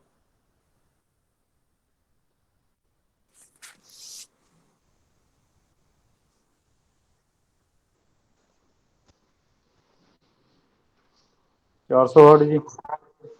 ਲਓ ਰਾਜੇ ਆਪਾਂ ਖਿੱਚ ਲਿਆਂਗੇ। ਹੇਠਾਂ ਸਾਡੇ ਕੋਲੇ ਵਰਟੀਕਲ, ਉੱਪਰਲੇ ਸਾਡੇ ਕੋਲੇ, ਮੈਨੂੰ ਤਾਂ ਏਦਾਂ ਯਾਦ ਰਹਿੰਦਾ, ਮੈਂ ਕਦੇ ਫਾਰਮੂਲਾ ਨਹੀਂ ਯਾਦ ਕੀਤਾ ਹੈਗਾ ਮੈਂ ਤਾਂ ਆਹੀ ਸਟਰੀਟ ਲਾਈਟ ਦੇਖਦਾ ਹੁੰਦਾ। ਬਹੁਤ ਵਾਰੀ ਕਨਫਿਊਜ਼ਨ ਸੱਚੀ ਕਹਿਣਾ ਪੇਪਰ ਦੇ ਵਿੱਚ ਪੱਕਾ ਕਨਫਿਊਜ਼ਨ ਹੁੰਦੀ ਵੀ ਹੇਠਾਂ ਹੌਰੀਜ਼ੌਂਟਲ ਹੁੰਦੇ ਆ ਕਿ ਉੱਪਰ ਵਰਟੀਕਲ ਹੁੰਦੇ ਨੇ। ਤਾਂ ਹੇਠਾਂ ਵਰਟੀਕਲ ਉੱਪਰ ਹੌਰੀਜ਼ੌਂਟਲ। ਪਹਿਲਾਂ ਵਰਟੀਕਲ ਲਾਈਨ ਖਿੱਚੋ।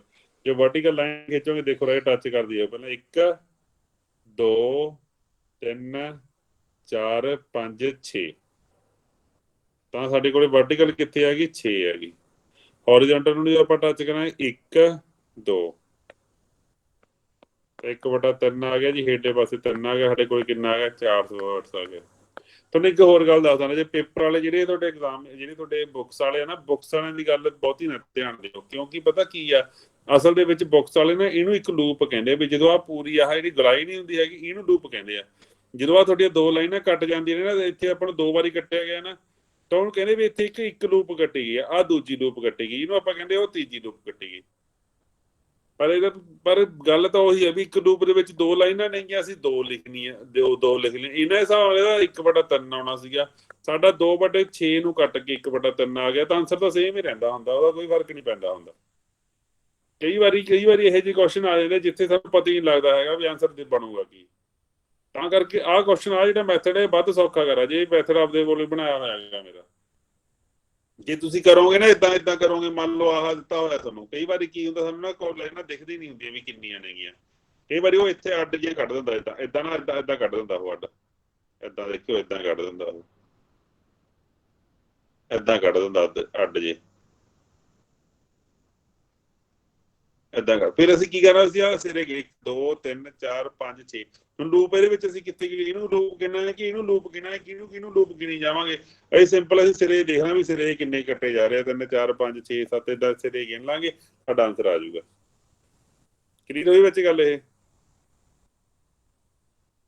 ਤਾਂ ਲਾਸਟ ਦੇਖ ਲਓ ਬੱਚੇ ਕੁਐਸਚਨ।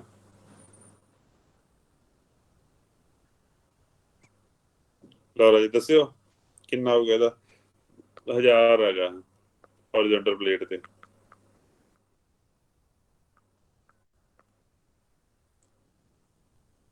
ਗਿਣੀਏ ਆਪਾਂ 5000 ਦੇਖ ਲੈਂਦੇ। ਪਹਿਲਾਂ ਉੱਪਰਲੇ ਪਾਸੇ ਅਸੀਂ ਰੱਖਣਾ ਹੌਰੀਜ਼ੌਂਟਲ, ਹੇਠਲੇ ਪਾਸੇ ਰੱਖਣਾ ਵਰਟੀਕਲ। ਹੌਰੀਜ਼ੌਂਟਲ ਏਦਾਂ ਲਾਈਨ ਖਿੱਚਣੀ 1 2 3 4 5 6 7 8 9 10। ਇੱਧਰਲੇ ਪਾਸੇ 1 2 ਕਿਤੇ ਮਰਜ਼ੀ ਖਿੱਚ ਕੇ ਦੇਖ ਲਓ ਜੀ। ਆਹ ਲਾਈਨ ਹੈ ਜਿਹੜੀ ਸਾਡੀ, ਇਹਨੂੰ ਮੂਵ ਕਰੋ। ਜਿਹੜੀ ਆਹ ਲਾਈਨ ਨਹੀਂ ਹੈਗੀ ਸਾਡੀ, ਇਹਨੂੰ ਮੂਵ ਕਰਕੇ ਦੇਖੋ ਰਾਜੀ। ਇਹਨੂੰ ਲਾਈਨ ਨੂੰ ਮੂਵ ਕਰਿਓ 1 ਮਿੰਟ।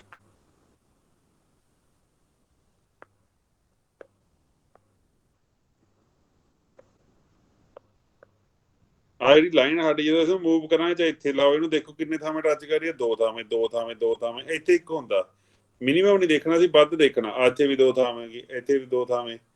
ਹਰ ਥਾਂ ਦੇ ਉੱਪਰ 1 ਥਾਵੇਂ 1 ਨਹੀਂ ਦੇਖਣਾ ਸੀ, 2 ਦੇਖਣਾ ਵੀ ਹਰ ਥਾਵੇਂ ਕਿੰਨੇ ਵਾਰੀ ਟੱਚ ਕਰ ਰਹੀ ਹੈ ਇਹ 2 ਵਾਰੀ।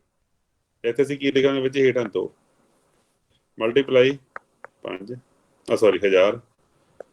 ਤਾਂ ਦੇਖੋ ਜੀ ਕੱਟ ਕੇ ਨੂੰ 5 ਆ ਗਿਆ, 1000 ਨਾਲ ਕਰਾਂਗੇ 5800 ਆ ਗਿਆ। ਇਹ ਹੈ ਜੀ ਲੀਜਾਓਸ ਪੈਟਰਨ।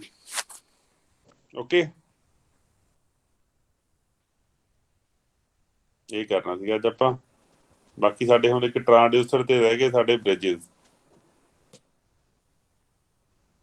2 ਕਰਨੇ ਆਗੇ ਅਸੀਂ। LVDT ਵਗੈਰਾ ਸਿੰਪਲ ਜੇ ਕਰਾਂਗੇ। ਟੌਪਿਕ ਤਾਂ ਬਹੁਤ ਵੱਡੇ ਜੇ ਸਾਰੇ ਪੜ੍ਹਨ ਬਹਿ ਜੇ ਫਿਰ ਤਾਂ ਇਕੱਲੀ ਉਹੀ ਇੰਸਟਰੂਮੈਂਟੇਸ਼ਨ ਹੀ ਹੋਊਗੀ। ਜਿੰਨੀ ਕੁ ਸਾਨੂੰ ਰਿਕੁਆਇਰਮੈਂਟ ਅਸੀਂ ਉਹਨਾਂ ਕੁ ਪੜਾਂਗੇ। ਠੀਕ ਹੈ, ਚਲੋ ਅੱਜ ਵਾਸਤੇ ਇੰਨਾ ਕੀ ਕਰਨਾ ਗਾ। ਕੁਐਸਚਨ ਕਰ ਲਿਓ। ਠੀਕ ਹੈ ਬੱਚੇ।